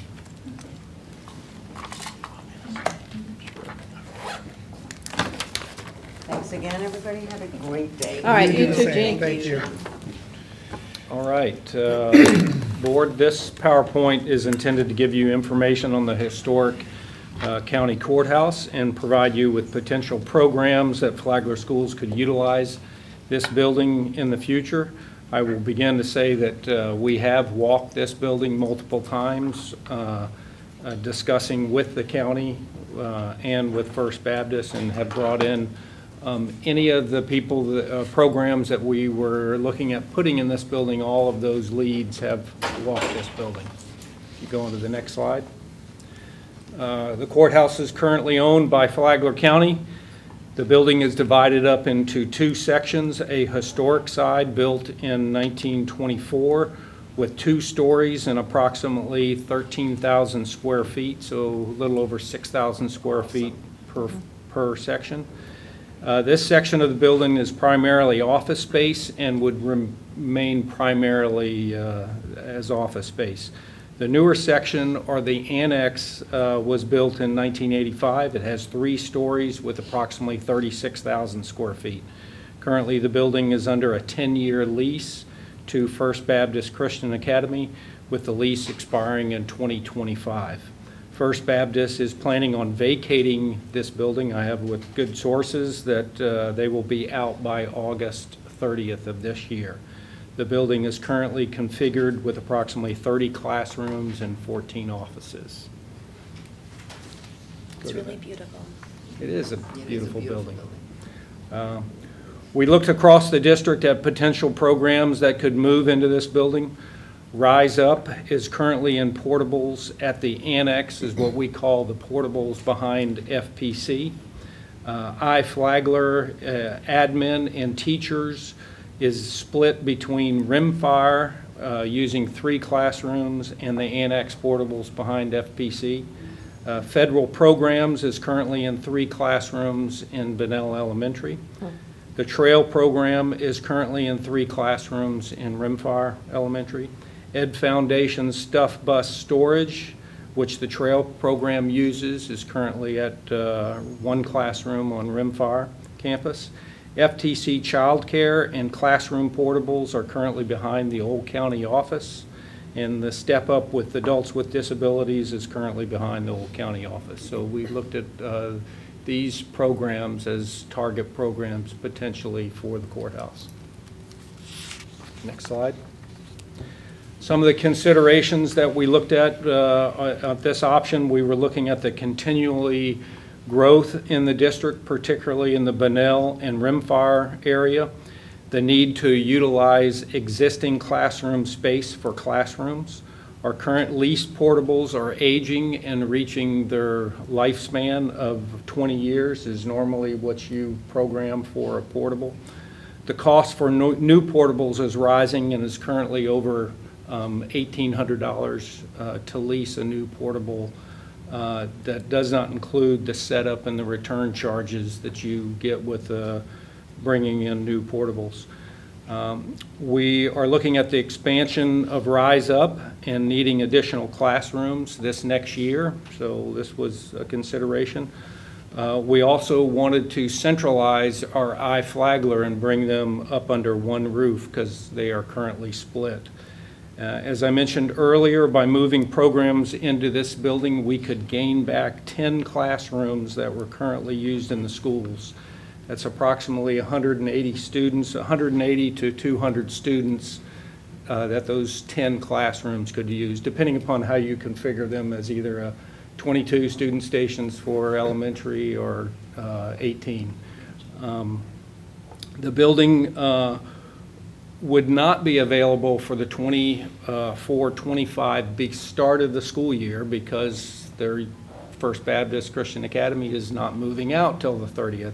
So we would slow roll and do any type of modifications probably in the fall and bring those programs in as soon as we had modifications to the building. This is an important determination of the fiscal impact. Currently, the lease is shown here with monthly and annual utilities listed. I have reached out to the county, and the county is telling us that this is approximately what the lease would be if we entered into an agreement with them. They would have to, look at the numbers again, but it would be real close to what this is listed here. Comparing the current lease of 9 portables with utilities, we have that listed, and the 10 potential classrooms recovered would come to a cost of approximately $212,000 a year if we kept the current programs where they are, and if we needed to lease new portables, that's what we would end up paying. Because those programs are in our schools using classrooms that we're going to need, and when we need classrooms for students, if we don't move those programs, we're going to have to get a portable. So that would assume that adults with disabilities would be in their same location right now, these costs? The adults with disabilities is not included because they're not in a portable. Okay, gotcha. Okay. All right. I wanted to familiarize you with the floor plan of the courthouse. This is the first floor of the historic side and the annex portions of the building. Currently has 11 classrooms, 6 offices, and a large conference room. There are many vaults throughout the historic and the annex part of the building. All vault doors have had the mechanisms removed. So the doors, you can't lock the doors. You can't lock yourself in a vault. And the bathrooms on here I designated as just highlighted in orange. Yeah. And they have the old chambers in here. Right, that's on the second floor. So if you go to the second floor, has the historic and annex portions of the building. So Dave, I'm sorry, can you go back just one slide real quick? What is the half moon? I thought that was the chambers. That was a dais that they had, and there was a small, that was open at one time. There's a wall there now. Oh. The First Baptist, when they came in 9 years ago, they did all kinds of renovations to the annex side. I'd love to take a tour. I don't know if anybody else would, but Oh, I'd, sure. I'd really I love a absolutely field trip would. if we could, as a board, maybe go and tour the facility. Yeah, I think that's a good idea. Sure, we can arrange that. So that's where a dais was with a large room, but it's split into 2 rooms now. Wow. Where you see the walls there. Okay. If you go to the second floor, second floor currently has 9 classrooms and 6 offices. There's a large conference room and a large assembly room. That's the old courtroom. And jail cells? And there are jail They cells. are there. Right. They're still there. They use those as storage. Yeah. That's good. Get better use. The third floor is only on the annex portion of the building. There are currently 10 classrooms. There's no offices. There's a small kitchen and a large cafeteria. And the third floor is, each of the annex portions of the floors is approximately 12,145 square feet. There's no elevator, right? Yes. There is an There elevator. is an The elevator? elevator is in the annex portion of the building. Okay. You go to, So if it's in the annex portion, does that connect it does. throughout the It campus? does. On the first and second floor, there's a ramp that connects to the historic side to the annex side. Have you guys ever been inside that building? I have not. ago. Yeah, it's interesting. Yeah, it is. Interesting building. So currently, our next steps would be to obtain some facility assessments for HVAC, for fiber, and for plumbing. We would continue to develop a program of floor plan review to determine what programs would be suited for each floors. One of the advantages we looked at was having multiple programs in the same building so we could consolidate staffing at the front lobby or the entrance, or even train and utilize some of our students from trail program to, how do you do a reception? We would continue the cost assessments and our discussions with Flagler County based upon the facility assessments and the program floor review. In our discussions, with the county, we would develop a phase line timeline for moving forward in the 24-25 school year.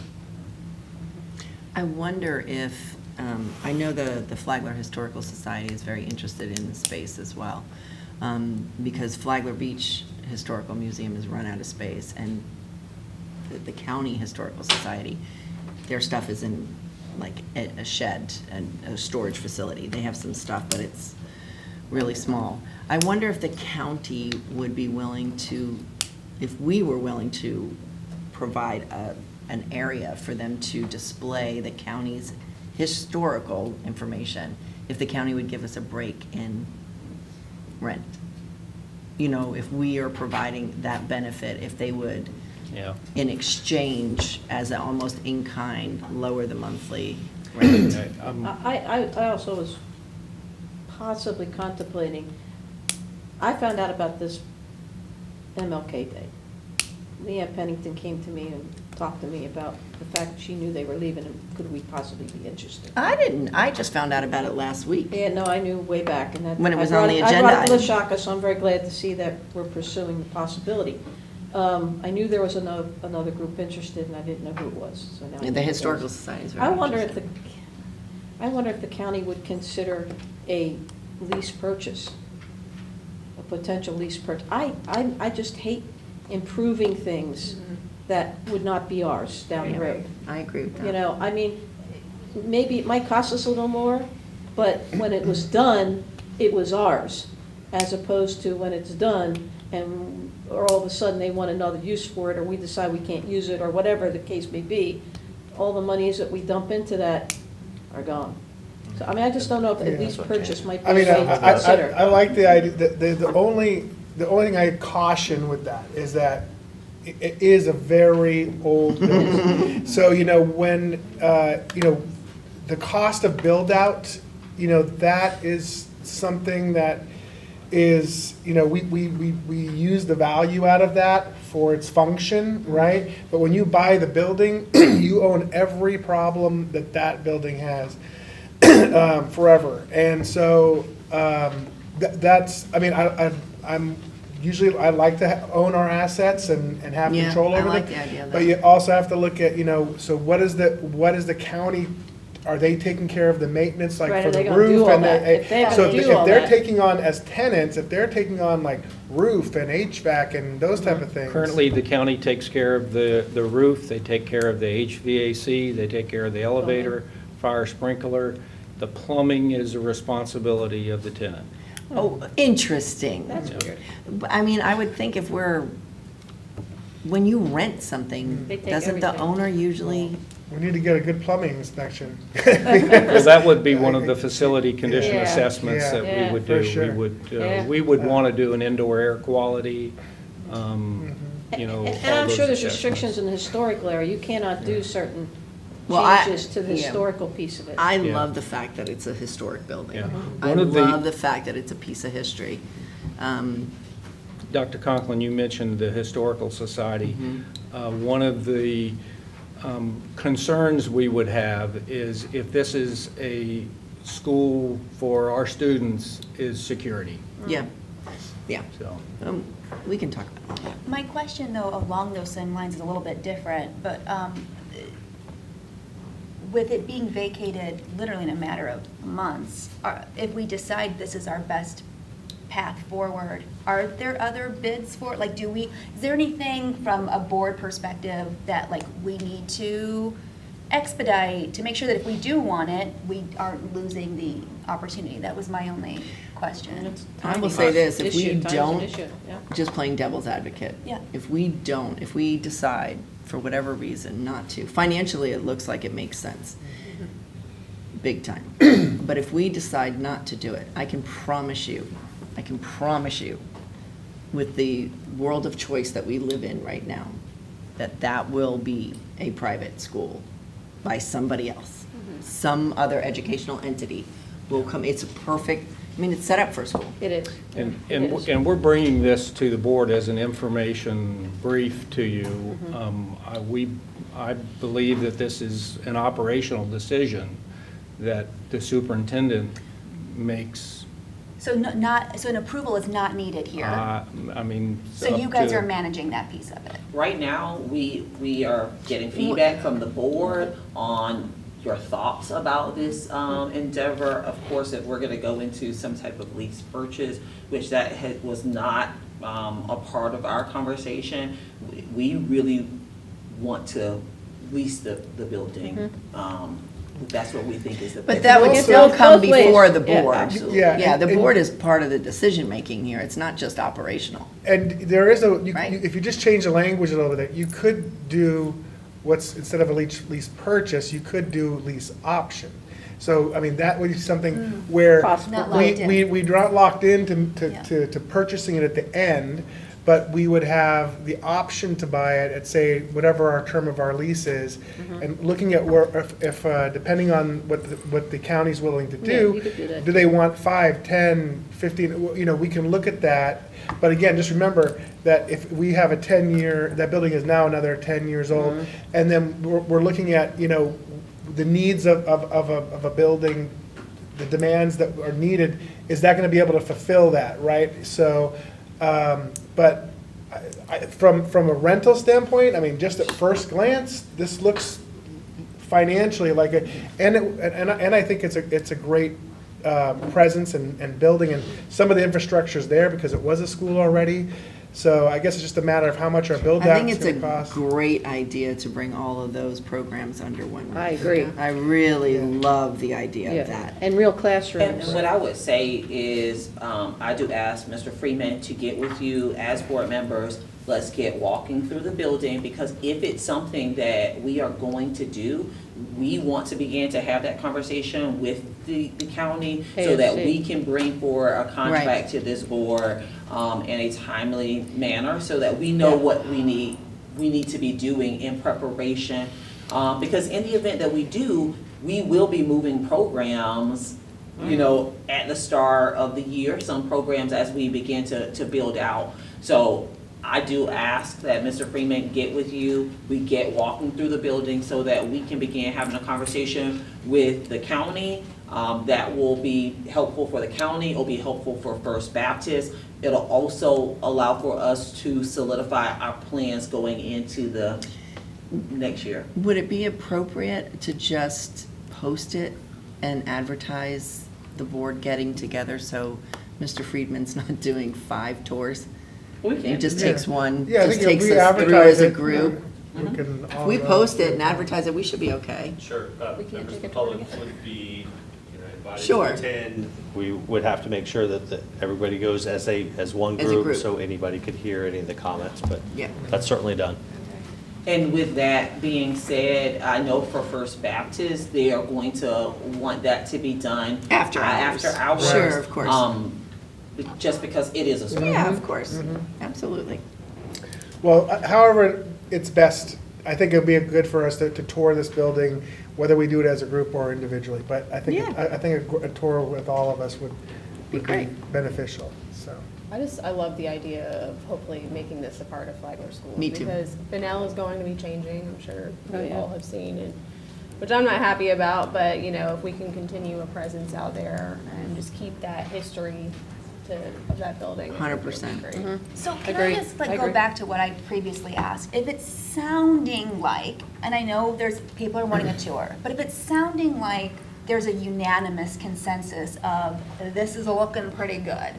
Again, if this is really Superintendent Moore, what you think is best for the district, if it sounds like there's support, I just want to, because of the timeline, So is there anything in we the could just say time, today? in the like- timeline, like what we're we will be fine? doing is we've listed some of the next steps that we're going to be taking. We are going to invite the board to come make a walk of the building, and we would be having a conversation with the county and bringing back before this board. So we are in good shape. We are in good shape Okay. at this time, yes. Perfect. All right, we're good. Thanks. Great presentation. And I will say, going back to the conversation about adults with disabilities, again, this is a new option. It still does allow for us to meet the needs of that growing program. It will actually give them more space than they currently, because they would currently have, what, do you have it, I know I'm throwing it out there. Currently, they have like 3,100. Currently, they have 3,100. We're talking about getting 5,000. Yeah. But what is it that they would have potentially? On the annex Prefab. portion of the building, it's about 12,000 square feet. And approximately 6,000 on the historic side. And they may not even need all of that. What we're looking at for them, these walls. They would be thrilled to were just get the actually 5,000 back. Put in they got. by the current school, those were very large rooms. Right. Yeah. So we would be taking down some of those walls to make those large spaces on both this side and over here. There's a lot of the main construction, we talked about their kitchen area, there may be an area where we need to add a kitchen. That is, for the adults with disability, that is a lot of. And one of the things that we don't show you is out back here, there is a, from one end to the other, there is a large, already gated off area where they have play areas. Yep. So there is like a lot of space out there that is already fenced in Yep. currently. Yeah. That's That'd there. work. I think it's a no. I Yes. think it's a no-brainer. I love the idea. Thank you for bringing it forward. Okay. Thank you. Good stuff. Thank you, gentlemen. Okay, now we're All gonna right. move on to 8.02, ECG screening. Mr. Houlihan. Welcome. By myself today. Good afternoon, Chair Furry, School Board Member, Superintendent Moore. I'm here today to present or discuss the implementation of ECG screenings for student athletes and seek board direction in regard to 3 different proposed policies that I would be bringing back to you after we have some direction. So as Mr. Eric Nason from Advent Health did provide an overview of sudden cardiac death, here is a reminder that incidence ranges from 1 in 23,000 to 1 in 300,000 among high school student athletes. It is due to intense athletic activity, and athletes often have no symptoms or obvious injury prior to sudden cardiac death. The leading cause to sudden cardiac death of student athletes is HCM, which is the muscle becomes thick of the heart, which makes it hard to produce blood in the heart.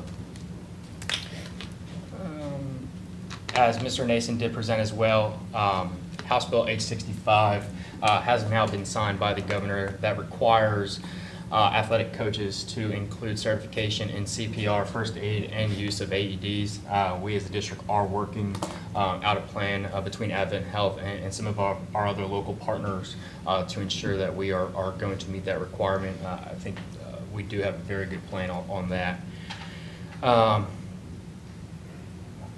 The Florida High School Athletic Association does have a statute that designates the Florida High School Athletic Association as the governing nonprofit organization of athletics in Florida public high schools. The FHSA must adopt bylaws that require student athletes to satisfactorily pass a medical evaluation to participate. The evaluator must be a licensed physician and other licensed doctor on that. However, I will say on this, it does not require an ECG. There is a recommendation on the physical that we did present to you last week or last month, that there is a recommendation, but it is not required. So the state of Florida is making it a recommendation. The Florida High School Athletic Association. Sorry, I'm so sorry. Yes, which is the governing body of high school athletic, does put it on their physical form not that required, that they but do it's- recommend it, okay. but it is not required by statute at this time. If you're not familiar with the new physical form, there are some requirements on here that you do see. This is student information of name, address, age, emergency contact, physician contact, your biological sex at birth, medical history, family history, medication use, heart health questionnaire, some physical evaluation requirements, height, weight, pulse, blood pressure, the pulse, and the musculoskeletal examination. Once again, there is no heart screening that is required at that time of that evaluation, because in the previous slide you can see that you can go to a chiropractor to get your physical done. but, you know, the chiropractor may not be trained in ECG screening at that time. So there is no requirement that is currently on that form. Now, the physician at the bottom of the physical will then say that the student athlete is eligible for all sports without restrictions, eligible with restrictions with recommendations for further evaluation, eligible for certain sports, or not medically eligible for any sport. So that doctor at that time has to check off on where that student athlete is at that time. And then there's a consent and release from reliability, concussion information, sudden cardiac arrest information, heat-related illness information, and this is also information that our student athletes and parents are signing off on another form that is provided by the FHSA, that those student athletes understand the risk of a concussion or sudden cardiac arrest or heat-related illness, that they watch videos with their coaches at the time and then get a certificate that they did watch the video, and the parent does sign off on that as well. In 2021, there was a possibility that it could be. Yeah, absolutely. There was a survey done by the Office of Program Policy Analysis and Government Accountability. This was prior to me being in the office, so you see Flagler that is highlighted. 41 districts neither require nor recommend ECG screenings at the time. Six districts at the time, including Flagler, recommended screenings. 6 districts require ECG screenings. It has now gone down to 5. Indian River has since removed the requirement, and 14 districts did not respond to the survey. Any idea, Tony, why Indian River pulled out? I went back and I watched their board meetings, and their board actually did not want to create a policy on it. They actually went with a superintendent directive. That required it or didn't? There is an opt-out. It's just in their policy, they did add some language that they recommend, kind of similar to that the FHSA has, but they recommended that the superintendent provides guidance to the athletic directors and student athletes. So instead of going the policy route. Yeah. Interesting. It's more of a, hey, this is highly recommended, but it's not required. Gotcha. So Volusia doesn't require it anymore? Volusia does not require it. But I think they were at one point. So Volusia, they were in the same, they were going to go into a phased in, opt out year 1. Their board then in year 2 pulled back and said, we're not going to require it. And they actually had a student. Yeah, they did. That. They've had 2.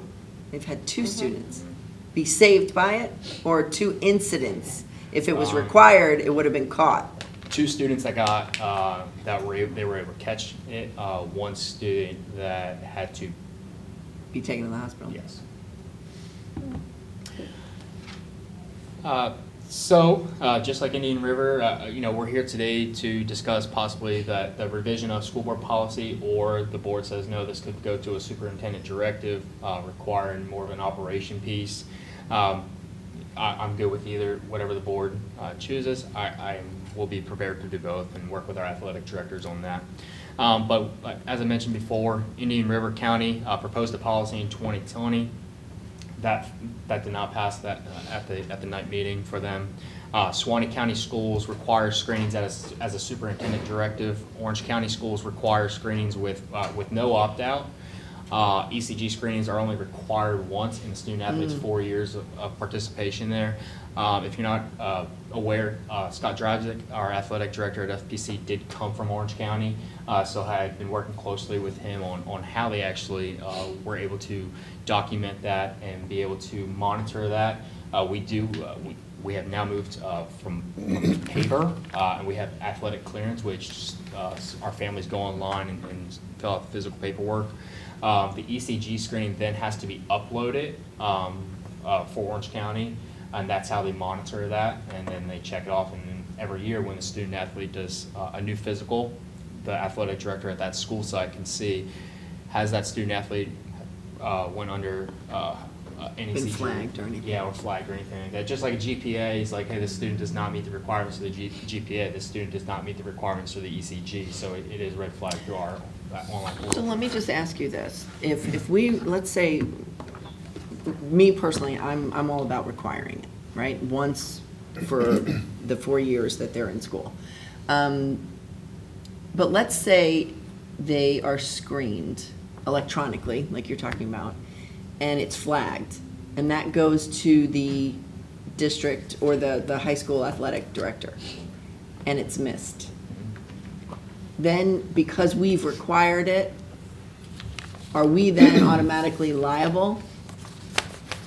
That. Do you understand my question? Sure. The screening is still going to be at the option of the parent. I think we're going to have to have parental involvement and permission in this because of the Parents' Bill of Rights. So. So the counties that now currently have it, like you were saying, can you go back? You were saying Orange County has it with no opt-out. So that's kind of counter. I'm not familiar with their program. I think it would be, I would be curious to know how that works. I guess what they're saying is unless you get the screening, you're not eligible to participate. Okay, so your in any recommendation sports. to the board would be to have some sort of a parental opt-out? If I'm following you right. I think so. Okay, but, so go back to the scenario laid out, right? Mm-hmm. Student, we require it with parental opt-out, Mm-hmm. parent didn't opt out, student is screened, Mm-hmm. they're flagged electronically, the AD misses it, and the kid plays the sport, and God forbid something happens. That would be a concern. Yeah, Sure. I think that would be a procedural thing. And so if the student athlete and the family uploads the form, and we're saying that the student athlete did opt out or did not opt out and participate in the ECG. It doesn't really matter. Well, they would have had to opt into it, Right, I mean, so right? let's say the family opts into an ECG at our free physical day Right. with Advent Health, and they do the ECG that night. We would create an operational form, just like all the other counties that have, and say, I consent to a participation in an ECG screening. That is checked, the child's name, the physician at the time would then sign off on it. That form would then get turned in with the physical packet. The AEDs would have to have eyes on it. So the athletic clearance website would just not say, Okay. screen it and say, oh, you're saying So like this box was checked, but actually. Okay, so there's opportunities for checks and balances. Yes, yeah. Okay. But in the spirit of things happen. Yeah, that's what I'm worried about. So two questions with that. One, do the results get sent also to the parents, correct? Yeah, so the results are not that night. So if we participated in the physical night, if I was a student athlete and I participated in the physical night and I went through the ECG, I do not get my results right then and there. Those results then get sent off. Like I think they said a pediatric doctor reviews I it. believe so, yep. And then a cardiologist. Yeah. And then those results are sent via email to that family.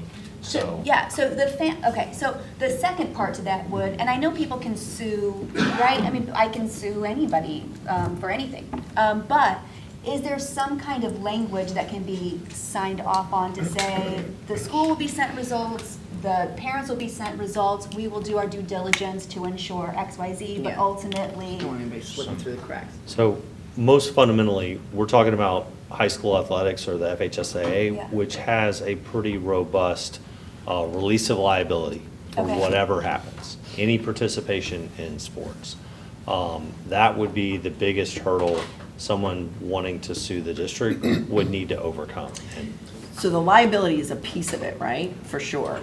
But the other is just the human error of somebody's slipping through the cracks. I will, sitting now with Mr. Drasbeck at FBC, Orange County, their physical annual sports forms, multiple different forms that are separate than the FHSA form, including their ECG clearance form.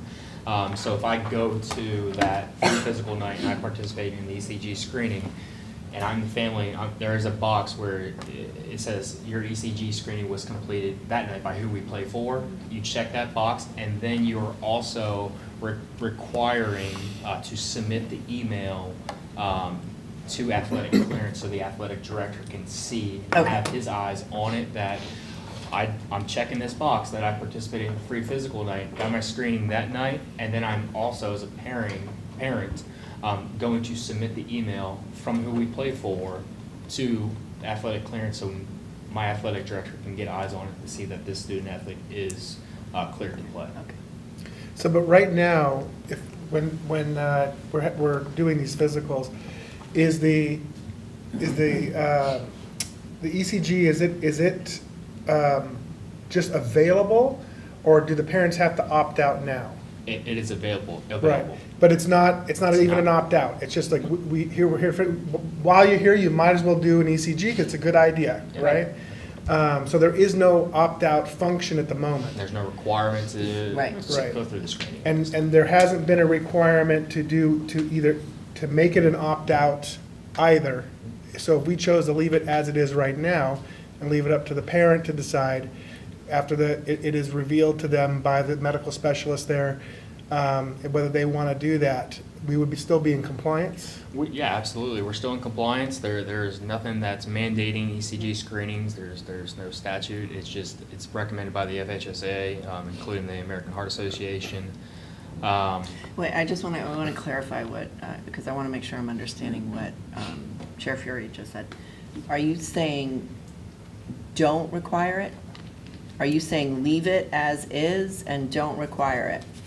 Yeah, I'm saying leave it as is, leave it up to the parent to decide. Right now, we don't require an opt-out to not take it. You can just, the parent can just decide, I don't want to do that. Right.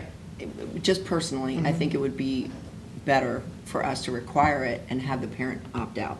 Because then you know for sure that information is being shared and the parents know it. And why would we not utilize a tool that could actually literally save a kid's life? Well, the thing is that these just these become more medical mandates coming through the school. As I said in the last time, what's the next layer? What's the next barrier? What's the next layer? Always in the argument for the greater good. The parents can make this decision. Well, the education of the access is what parents need. Is they need the education and they need the access. When they come there, they're going to have a medical professional give their child a medical evaluation to play sports. That nurse, doctor, whoever's facilitating that is going to tell them, listen, we are also offering this here today at no cost to you, and here are the benefits to do it. Let that parent decide. I'm not interested in putting any additional overlays at the district level. with all due respect, we have access to a tool that can literally save a kid's life. And we will not who may not even know whether that child has a condition or not. That doesn't change. Hold on. That doesn't change. Hold on, Chair But you're Fury. saying as Let if me I'm finish limiting. my You're comments. saying as if my statement is now eliminating that. I'm not saying that. It is there now, and it would be there in my suggestion. No, that's not what I'm saying. What I'm saying is we have access to a tool that is free to parents, that if we require it, it makes sure that that conversation is had with parents, and then parents can still opt out. Will, But we we're still have not access. talking about. Nothing's changed. Will. You're adding another layer. Please, you're talking about a layer that could save a child's life. The parent can decide what medical care And they're still going to do that, right? If it's required, they still have the opportunity to opt out. It is available, and it would still be available in the scenario that I just mentioned, and that is the way we are doing it right now. And there's So no nothing guarantee that changes- conversation is nothing had with the changes. parent. Nothing changes, and if we leave it as it is. It is available, it is a tool that is available to the parent, and the parent can make the decision on what they want to do. Well, if right it's now, it is not required that we put any additional barriers here.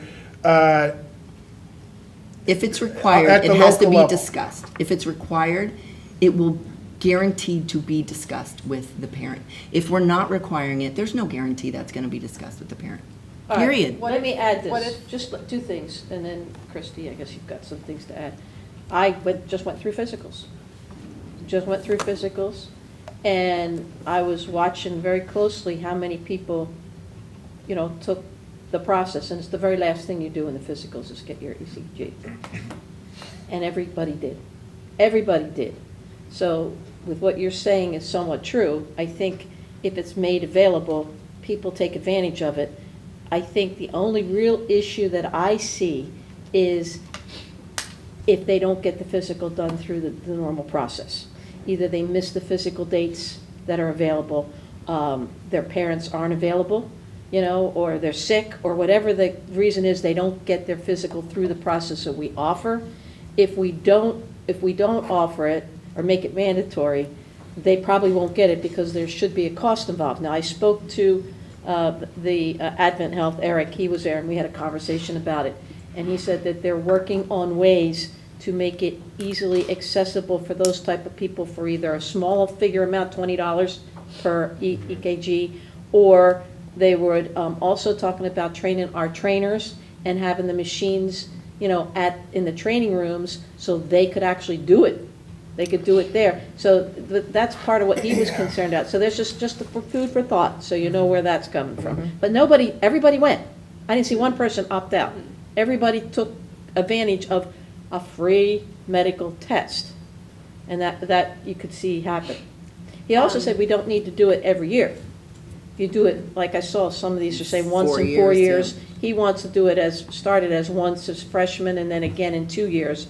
Then you should have cycled through most of the people, and you probably could get by with one every 4 years. I don't like the idea, I'll just use vaccines as an example. I don't like that we offer that because it's invasive. There could be medication errors, which we've had happen. But we give it as an opt-in, right? I mean, there's that option where they can opt in to get an ECG. Even that, I'd support that. It's totally non-invasive and. Well, opt-in adds another layer. If we just continue to do it the way we're doing it right now, there is no opt-in or opt-out. It is just available to them. It's the easiest way to get access. What There's is no the big deal paperwork. about requiring it? I just don't understand. Because it's not required. A parent can make that decision. We make it They're available. still making the decision. Right, but why would we put why are we going to require? What other layer? Government does not need to intervene in this decision. A parent can make that decision on They're their own. still making the decision. Right. That's what I'm not understanding. Well, because you're putting another step that somebody has to make. What step? Checking a box? They have to opt out. Can I ask a clarifying question? Understand. Please. I think part of this decision is, so I will speak for myself, I see this as part of, not mutually exclusive, but part of being cleared to play sports, right? So I do not see it separately. With that, and again, that's just my perspective. Tommy, Attorney Delaney, somebody in this room. With that being said, I would be interested in more information on school physicals themselves. So if I believe that this test is part of that being cleared for playing sports, right? Then what is the history of our physicals required? Can I opt out of physical, right? So if I see this as being in the same bucket, can you give me any more context on school physicals themselves? Because if I think about, Chair Furry, what you're saying, it's on that same logic would be that parents should, of their own free will, just make sure their kids go through a physical, period, before playing sports. So if I don't see them separately, can you give any more insight on the background of school physicals? Because parents can now opt out of vaccines. Florida school. I'm not talking about vaccines, High I'm talking school about athletics. checking the heart, checking FSHA the eyes. requires it. You have to have a physical. Let It's me required. make sure I understand Please. your question. You're asking, can you play sports without doing a physical? That'd be a No. great place to start. Okay, that's the question, Tommy. Can you play sports? No. For a FHSAA sport without? So that is required, and you cannot opt out. And I would agree Correct. with that as a So provider. if I am a student in the state of Florida, and I would like to play football, which I don't have to do in order to graduate, it's very much an elective. Right? If I want to play football in the state of Florida, I have to go through a physical to make sure I am physically fit. Correct. Okay? That I am not going to cause harm to myself or somebody else because of a physical something. Yeah. So to me, this decision rests on, as a board member with one vote, do you believe that this particular test is a part of that objective, right, of being cleared to play sports? Or do you not see it really as a need to be cleared to play sports? It really is. That's a good way to look at it. Separate, right? So I think we can, just like any vote this board does, we all can have our own opinion of how do we see things. I know right now where I stand, right? And so I don't know what we need to do to move forward, Tommy, for your direction, but that's just what I wanted to get clarified. Thank you. I appreciate that.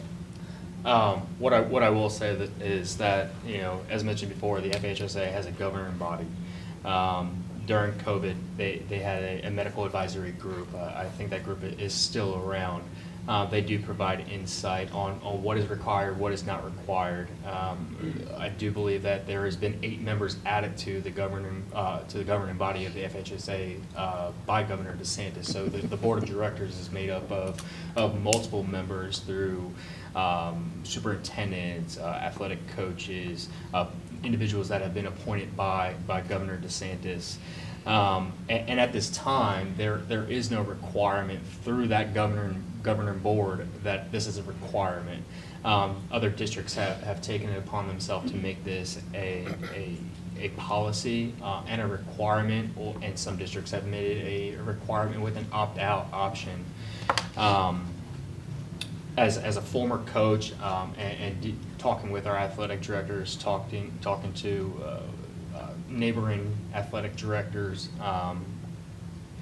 there is another layer, as Chair Furry has stated. I am not a parent, but I am a coach. I see both sides of it. I see the importance of it. I see that, yes, there is something that can save a child's life. But I know that we have a great partnership with Advent Health. I think this was one of the most well-attended events of our free physical nights. As it continues to grow, as our numbers continue to increase, you know, it might turn into a 3-night event. I know Volusia does 3-night events. Speaking with Mr. Nason at Advent Health, they do their physical nights in April. I would like to see our physical nights go to April as well, prior to spring football, really, because there's just a calendar shift. I want to make sure that, you know, we have all athletes that do have physical prior to spring football.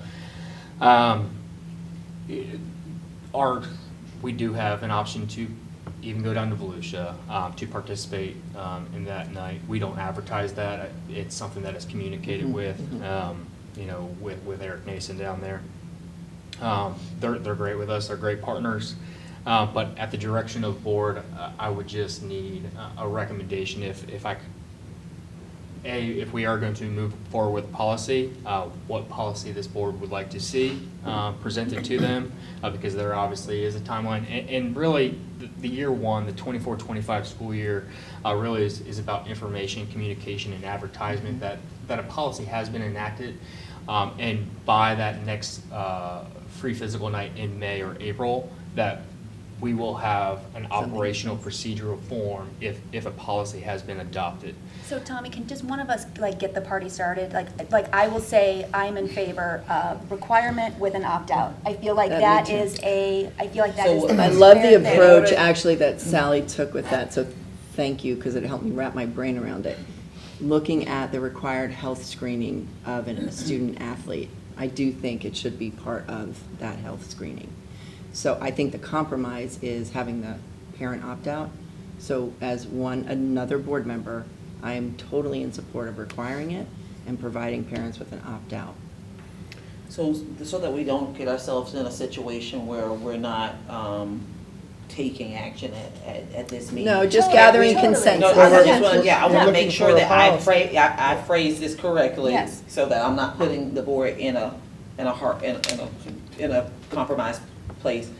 So we could draft up language taking into consideration the feedback that they provided, with be it keep it the same where it is. Here's what we currently have. Here is the requirement with an opt-out portion, and then the board will be able to take action on how it would continue to move forward within their business meeting. Yes, so the superintendent could bring back just one version, recommended.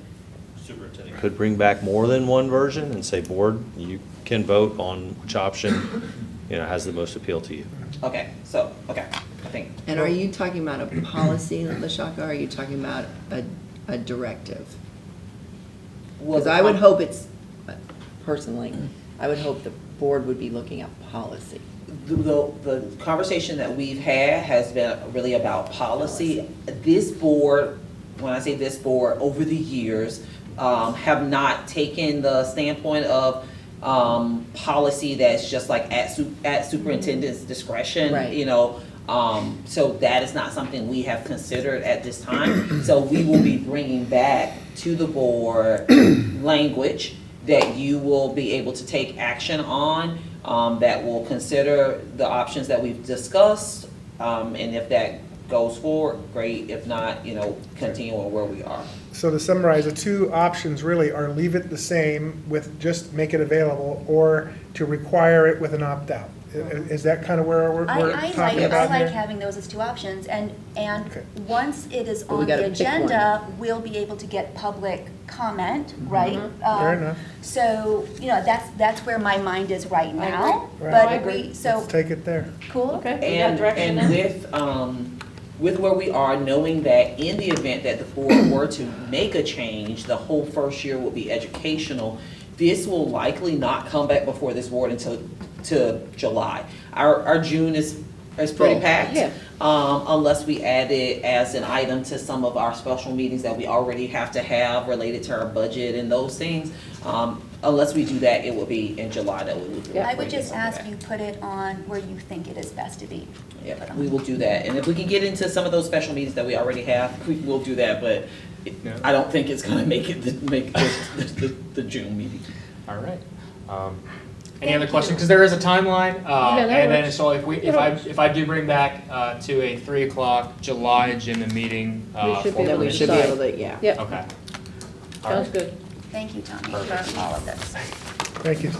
Very good. Appreciate it. I'm gonna step out for, not that we need to do a break, but I do need to step out for. Yeah, I took Okay. mine and There you your go. turn. We're getting close to. Well, why don't you take a recess for Yeah. just Well, and we got just a Well, little bit more. I mean, Okay. if you need it, I'll do it. It's fi- No, yeah. I just keep didn't- going. She'll be back. Yeah, I'm sure she won't be long. Okay, so next agenda item is superintendent informational 10.01. Yep. So, I am coming to the board. I would like to move forward with posting for general counsel for the district. This would not compromise the relationship that you currently have with Mr. Delaney or the relationship that we currently have with Sniffen and Spellman with some of the work that they do. But it would allow us to identify if there is interest in someone joining our team as an in-house attorney. I do think that that is a structure that we should continue to consider. Not that we will move forward with it, but I do want to move forward with posting a position to look at bringing in an in-house general counsel for the school district and not for the board. The board has an attorney. Well, definitely, we wanted to consider all possibilities. So I don't have any objection to exploring that, to seeing if that is, because it was kind of, that was one of the scenarios that we kind of thought about, is that we would have maybe a staff district attorney and having the outside for the school board. And we have great systems in place with the two firms that we have, but it does come with some limitations. I think the board is in a great place with where you are with your attorney. Again, we have an excellent relationship with the firm that is working with the district, but as we move into the next year, it would be beneficial for us to have an in-house general counsel for the school district. So this would be like a hired position? This would be a higher position that would report to the superintendent. So this attachment, what, is this for what you? This is just making sure you see what the cost, we said we would bring the cost of the legal cost to you each month, and this is just showing a breakdown of that. Yeah, so this is not really significant to what I'm right, saying exactly. at all. Yeah, well, we have some things that would need to be done before we even get there. We've got to clean up the policy. It was at 213, I think it is. It's 213. We got to get that straightened out because we need the direction that the board wants to go in. So that, and takes time for policy because it has to be viewed, it has to sit, and then it gets approved. So we're going to have to make these moves. And then, And I will defer to Mr. Delaney on this, but my interpretation of that policy is to say that the board will provide an attorney for the school district and for the board. There will be an attorney for the school district and the board.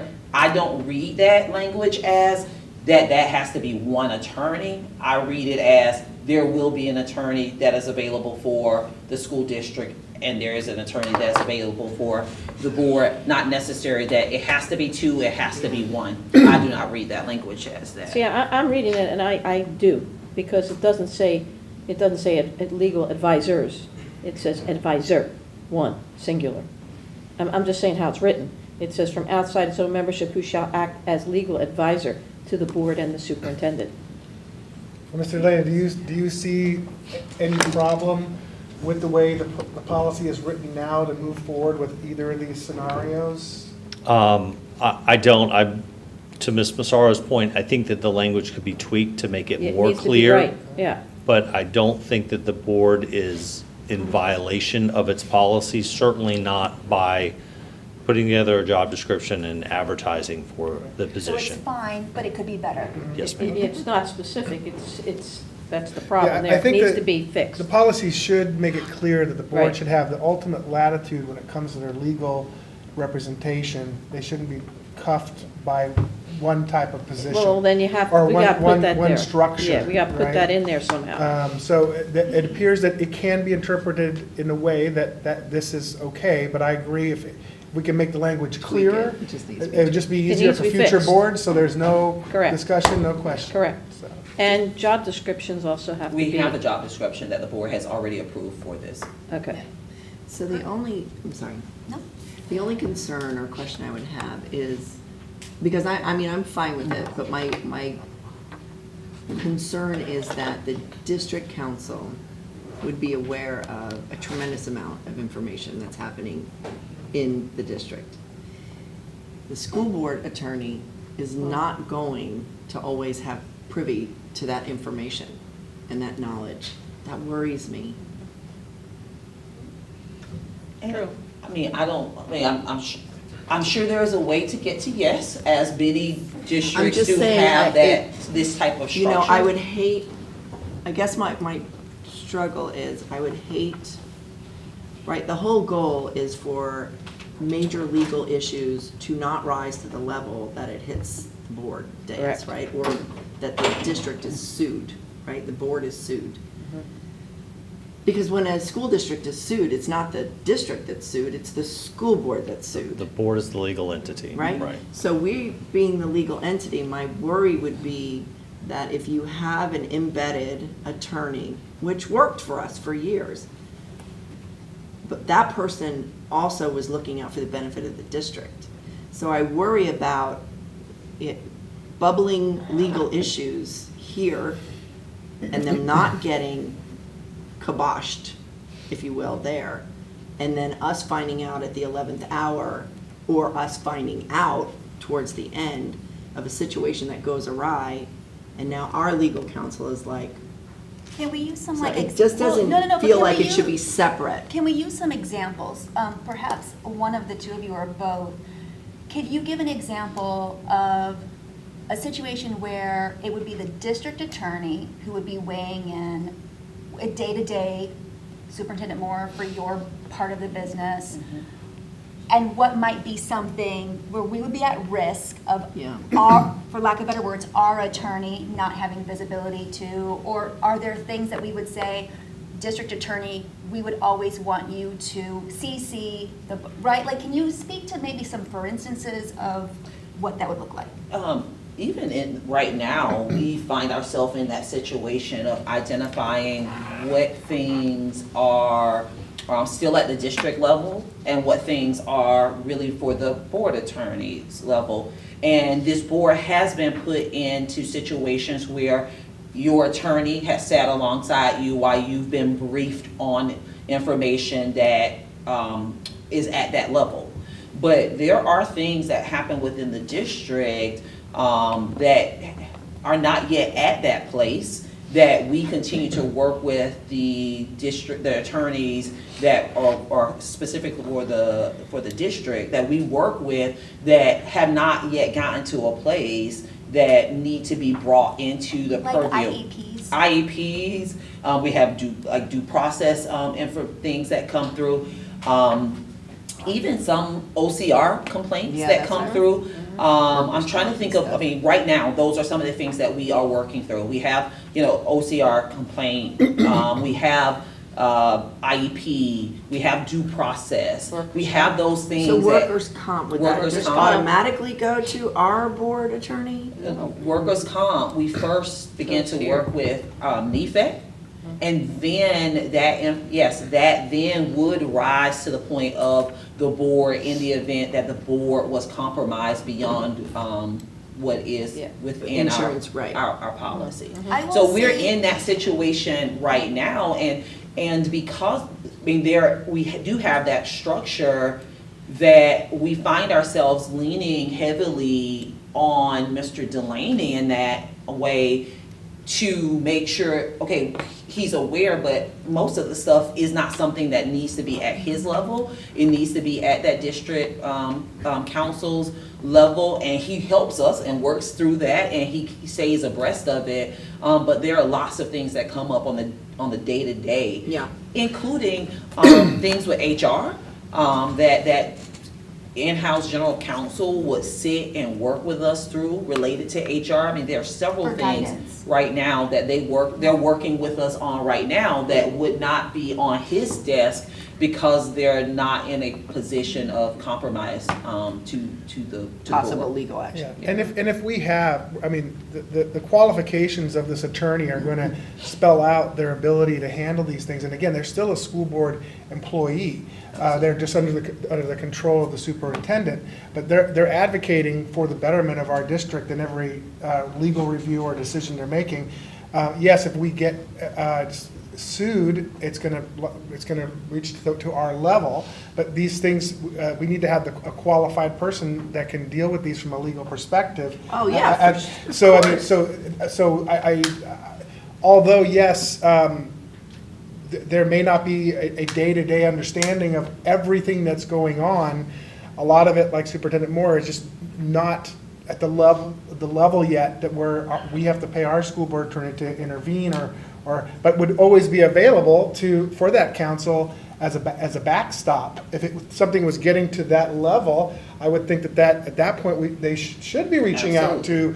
And we can have those procedures in place to make sure that that's a backstop, so we can get ahead of something before it becomes bigger than it has to be. Right. So I mean, but again, I think I don't have an issue with the model. Just to be clear, I'm just asking clarifying questions because I would want to know specifically how those procedures would take place, where they're communicated and at what level are they communicated, right? And what rises to the level of ensuring that the board attorney is aware. Like those, I don't want any gray there. Like there needs to be some clear expectations of how those things are communicated. Yeah, well, we definitely could, again, it's our attorney, we could have regular briefs. I mean, they could have regular briefs, not us necessarily, but the two attorneys could have regular briefings and understanding, so there is some sort of continuity there of information. I think that is healthy, I think, for any organization to have It's that. almost like a second set of eyes on an issue. I know Mr. Delaney has something he wants to share. I would just let the board know, I've worked with this model for the last 15 years with Alachua County. Okay. As the outside attorney, I've worked with I was just counting, I think it's been 4 staff attorneys over that time period.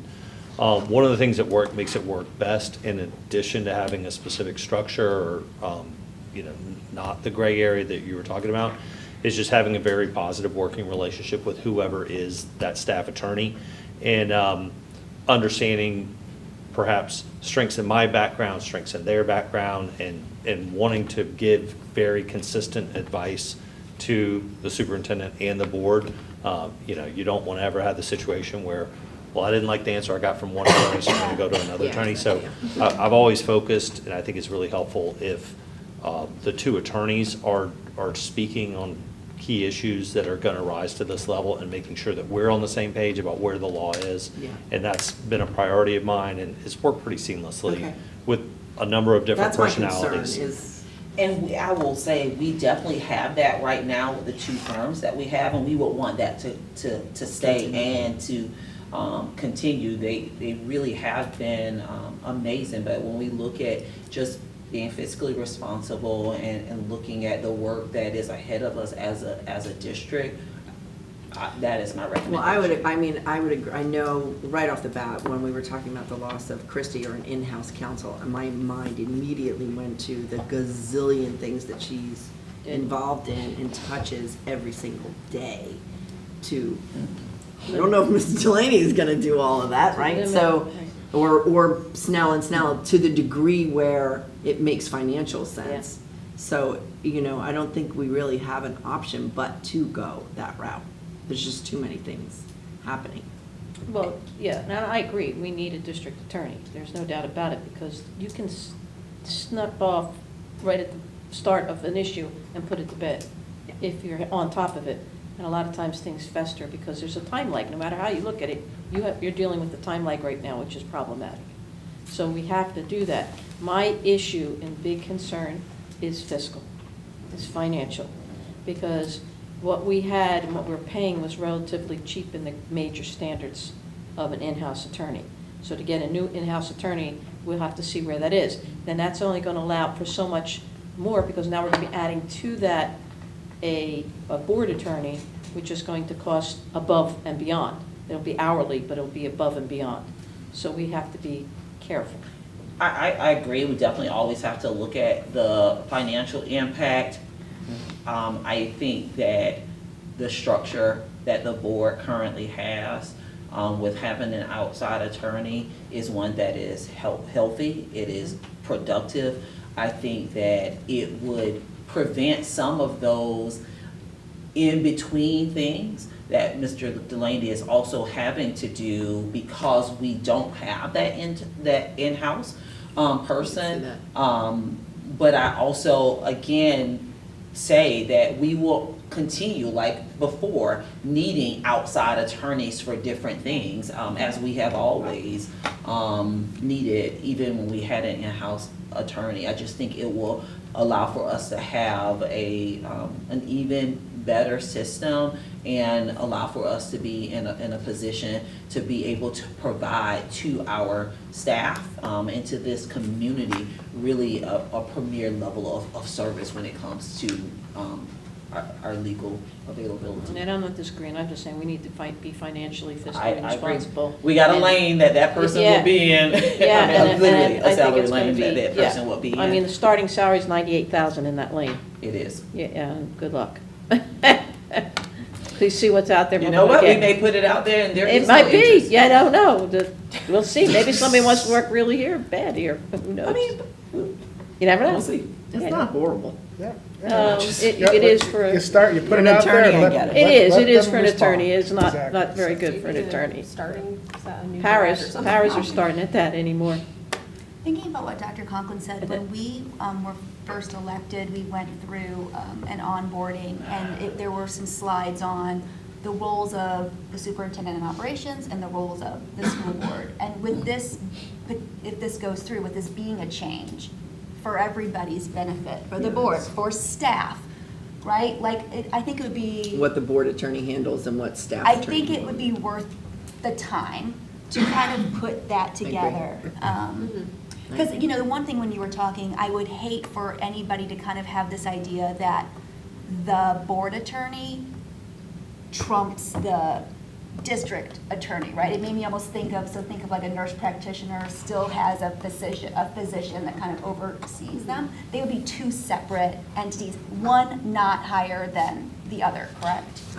I would struggle with that only No, in the I think sense the that board- when the district is sued, the school board But is then, sued. but then So that to would me, it be. would seem- But then to me, then it would switch, then now, if you think about, I'm gonna be like Law and Order for a second, Yeah. right?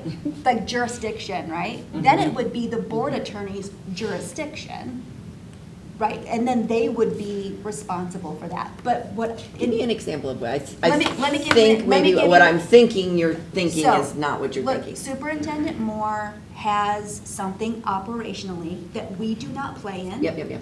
Okay, she has something operationally, she needs legal counsel. Yeah.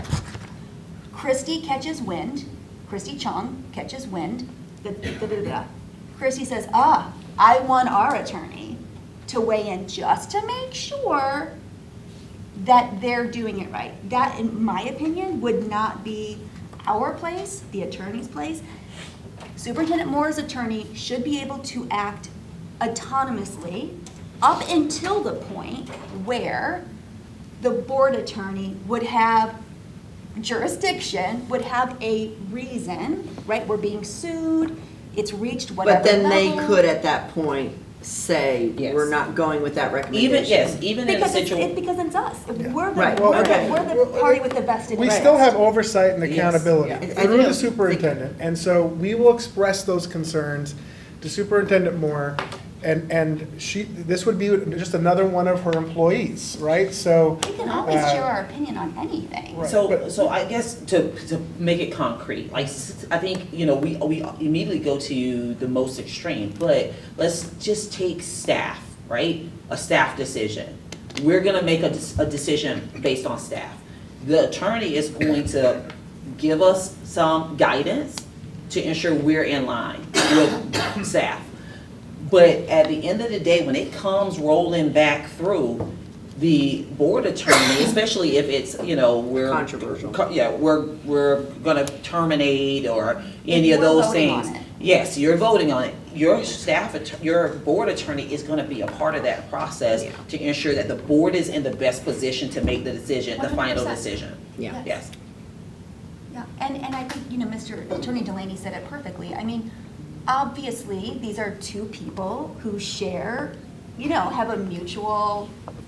Yeah, there would have to be. Yeah, I mean, obviously. Flow of conversation. I like the accountability part of it, just having another. That's what I like, the opinion. second set of eyes. Yeah. And that would also come up in items just on the agenda. I mean, I regularly have conversations with board members who have a question or a concern about any one of the items on the agenda. And that's where a lot of that involvement at the board attorney level could be addressed. So you would maybe work with your colleague, right? Right. Yeah, Right. Yeah, 100%. It just wouldn't be like, I just wouldn't want it to be this feeling of. you consult with each other. Yeah, It's like a you second, said, like a, second set of eyes, like doctors and nurse practitioners. yeah. Yes.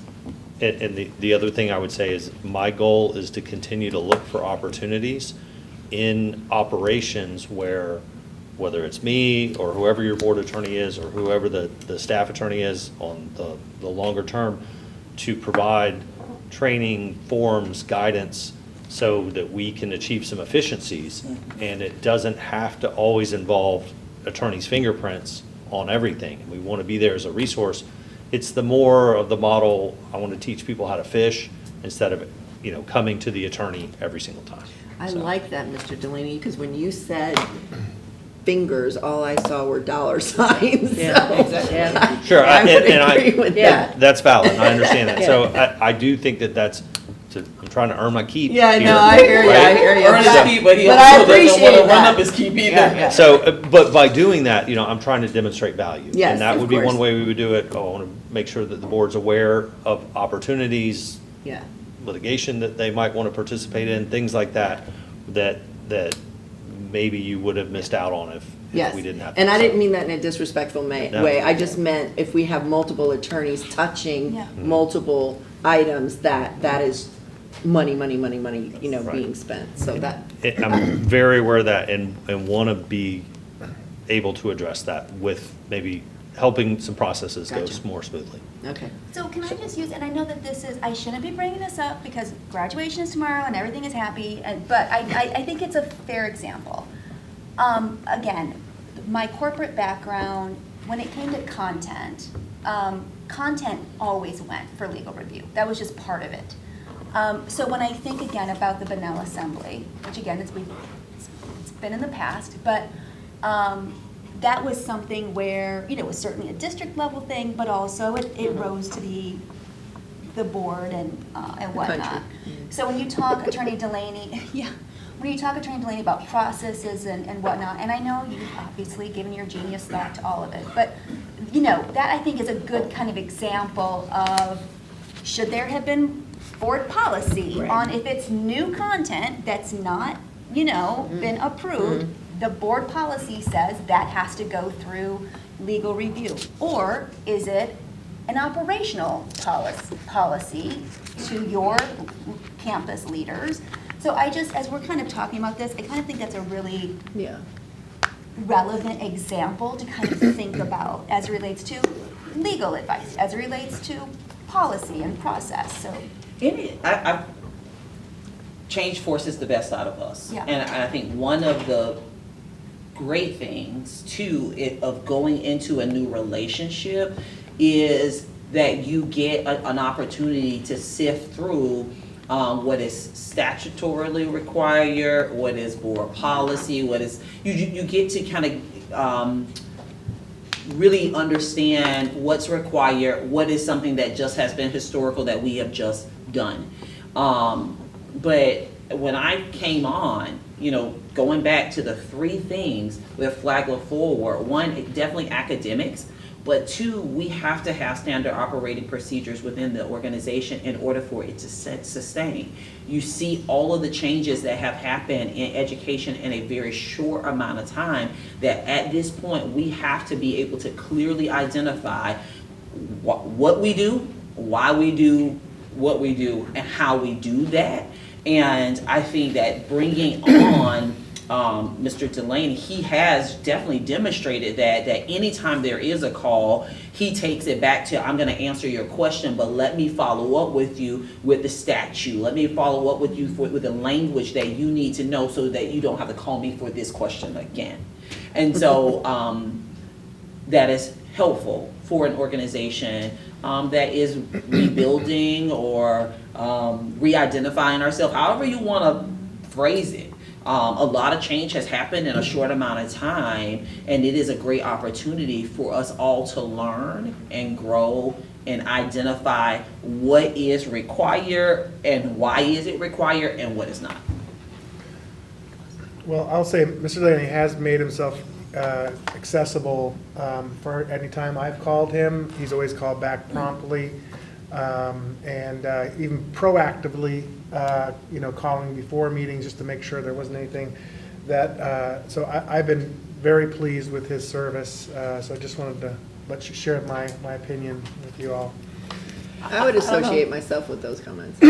Yeah, I do too. I just, where are we then? If we're going to proceed with district council, which we have a job description for and have approved, we need a new job description for board council. Well, I think that there's already one that exists. Because he's not an employee. Yeah. He's contracted. Yeah. Right. All right. Where would that be? A contracted employee for the school board? No, he's not an employee. Yes, he's not an employee of the school district. But he's contracted by us. Right. Yes. Right. So it would be an agreement. Yes, we have a contracted agreement. Yeah, there's no job description. Yeah, I don't know that. It's probably built into the agreement or the contract. It's in the contract. Got to draw it out in the contract. Yeah. So we'd have to, but we need a contract then? Right. No, we already have We one. have a contract. Right. You For would this rather, time, you yes. you want your contractors to be independent contractors, so they're at Correct. arm's length, so you don't give them a job description, because that makes them start to look like an employee. If Right. you're Okay. telling them all. But it's in the Statement of work. contract, right. Right. So we have one contract drawn up for this particular time frame. So Yes. would we not have to redo that? Yes. Yes, we will. Yes, we would need to. Renew the Review contract. the contract, and do we need to post and open that up? No, because the board does not have to. I'm just, I don't know, that's what I'm asking here, I don't The board know. can make any selection of their attorneys. The board does not have to go through an RFP process. Okay, The so we can board- just appoint and hire. I mean, I say absolutely.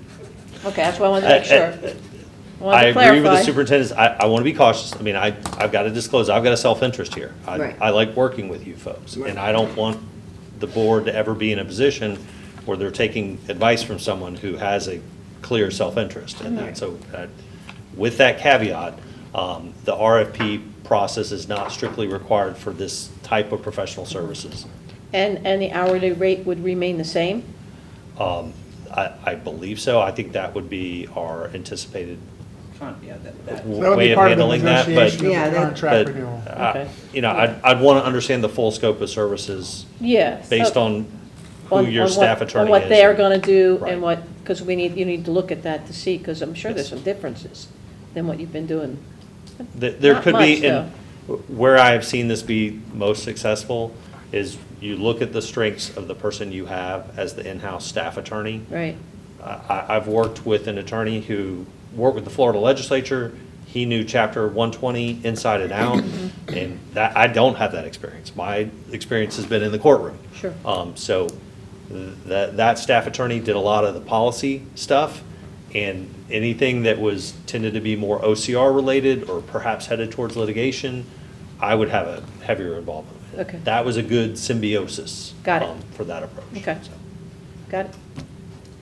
I was out for just a few minutes.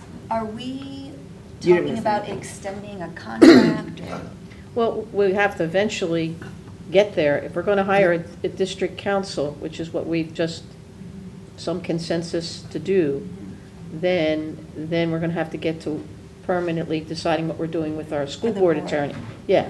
But We no, got to close like, those gaps. No next steps at You didn't right miss now? anything. Okay. Yeah, All right, you didn't thank miss anything, really. Sorry about No. that. No. No, you didn't miss anything. Any further discussion on this topic? No. Okay. Then we will move on to 12.01, public comment. Do we have anybody for public comment? Don't see anybody No. out there today, so board member requests.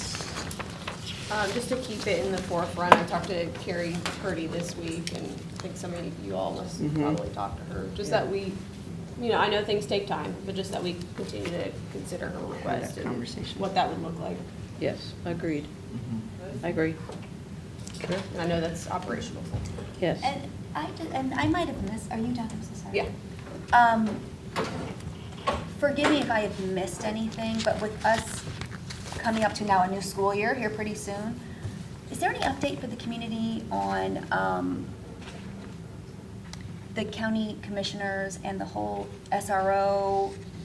Is there anything that needs to be shared? Like, Their are- contributions to funding our programs. Are we, in your opinion, are we set for SROs for the next school year? Is Based there- on our conversation, there were no changes. What we agreed to was that we would continue to look at options in order for it to be fiscally responsible for both the school district as well as the county's contribution. Okay, so Right now, that I do not have any knowledge of there any should be change. no one should be thinking that anything would be different for the next school year. I do not have anything that says that. Right now, we are working with the sheriff's office on our contract with the sheriff for our SROs. And that will be coming before you this summer as well, in a timely manner. LaShaka, could you give us and the community an update on this last week? And kind of what's transpired, where we are, what we're, how we're proactively kind of moving forward? Yes. This is what I will say about this week. This week we have received several calls, be it into the school or into the sheriff's office, with threats made to the school. At this time, the sheriff has confirmed that this has happened in other counties in this same time frame.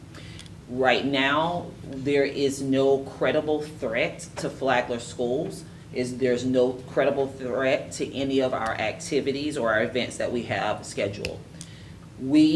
Anytime a threat comes in, We take it very seriously. Our staff, our students have done a phenomenal job of responding to our safety protocols, responding with our safety protocols. It's definitely has a toll, you know, on the resources of our sheriff's department. It's taken a toll on the resources of our schools, as well as on our students. Like, we're not going to negate that, but we're doing everything that we can to keep normal. And so, as Ms. Brandy Williams stated, different resources that we're offering to our students, different resources that we're offering to our faculty and staff. There have been a lot of questions about why don't we just call it, right? Just call it. It's the end of the year, just call it. A couple things, and I've shared this with anyone that I've had an opportunity to speak with. One, there are statutes that govern the number of days that we go to school, the number of hours that we have to have in order to award credit hours. But beyond that, we can't set precedent or look at the time of year and make decisions that we cannot sustain in other times of the year. Of course, I also don't want to give anybody the satisfaction of us canceling these things for our students. So the sheriff's office has worked and done everything in their power to be extremely proactive, especially knowing the number of individuals we're going to have on our campuses. They have been there. We have had increased law enforcement. They have taken measures, measures that you can see and measures that you cannot see in order to ensure that we are safe. And at this time, there is no credible threat to our campus and to our schools, but we will continue to respond appropriately, but that's kind of a briefing. I do want to just say to our sheriff's office, like, they have been phenomenal. Today, our staff, we were out at many different schools.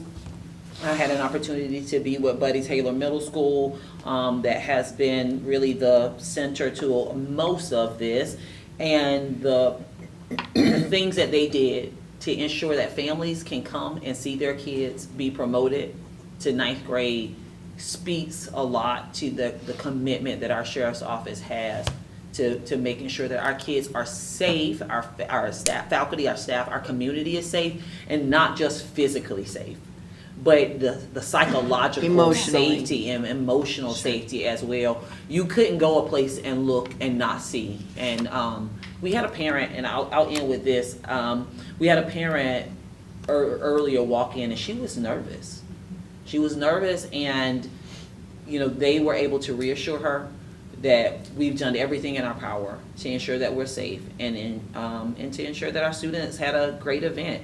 And it's great to say that we did just that at all of our schools that had events. And so I do want to, especially one of our deputies that's in the room, I don't know if you know what he does, but you can thank him for sure that our events, and he and his partner, that our events today could happen and happen with confidence. And so we appreciate you so much. Thank you. And I don't know how many hours you have put in this last week, but I do want to acknowledge you just because with you being here in the room, the work that he and his partner have specifically done to ensure that we're in a good place. Thank you for that update. Some of the parents that reached out, they were like, do you do safety audits? Do you do, and a lot of things that are done, people don't see, so they don't know that happened. Right. So I appreciate the update. I would ask if you could, at the end of the meeting tonight, if you could basically repeat what you just shared. I think that it would be helpful. But I want to commend you and the entire team for how they handled it. But communicating, not just with parents, but also with our teachers and staff.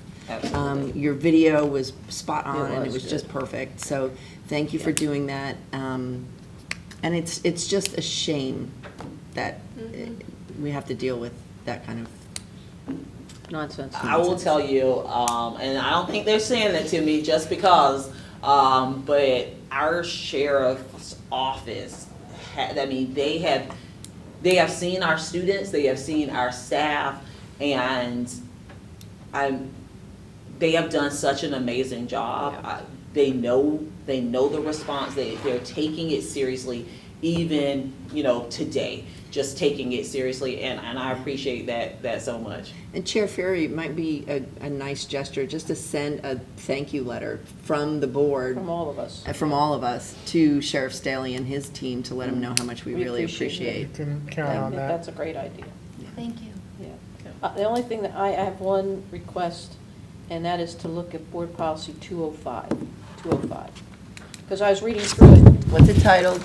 It's with the board. It's the part what I'm looking at is attendance electronically at meetings, because it's not by statute, from what I can understand.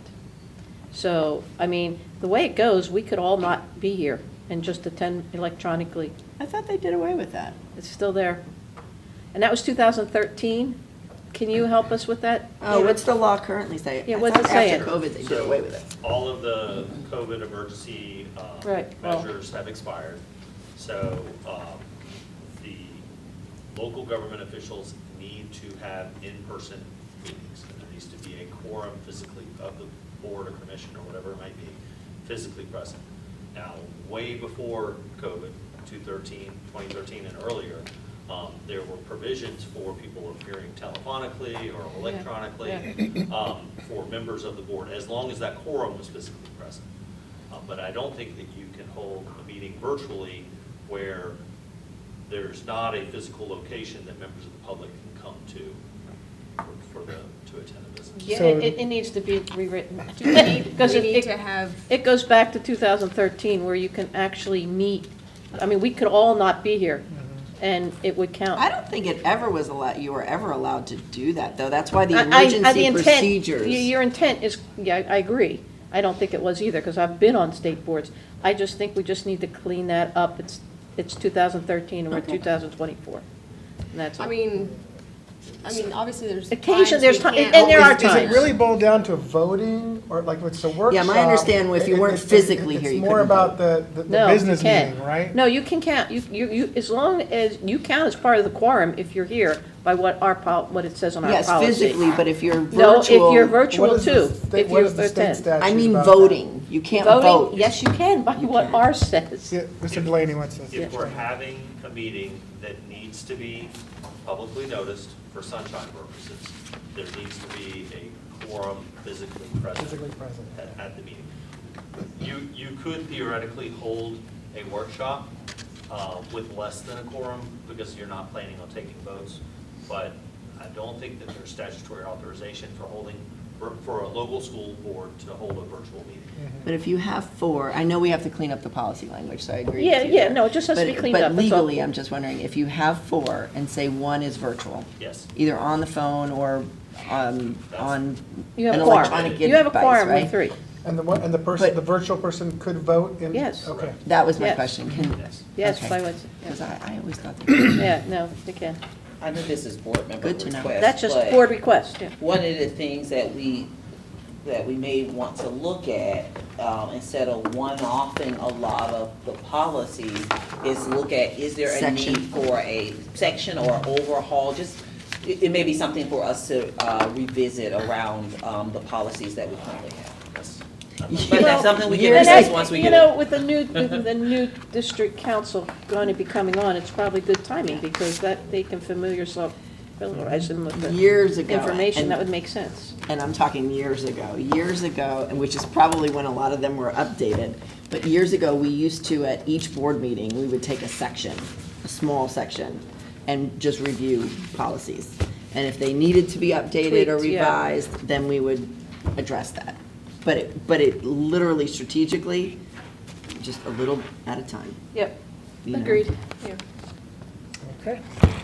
So we will move on to closing comments. I'll pass till tonight. Tonight? Okay. The only thing I would like to say, Will, I'd like to apologize for getting loud, and to you, because I know that I didn't mean to get loud. I'm working on that. It's the Irish in me. But I wanted to apologize to you. I want our board to be collegial. I know we have a difference of opinion, many of us.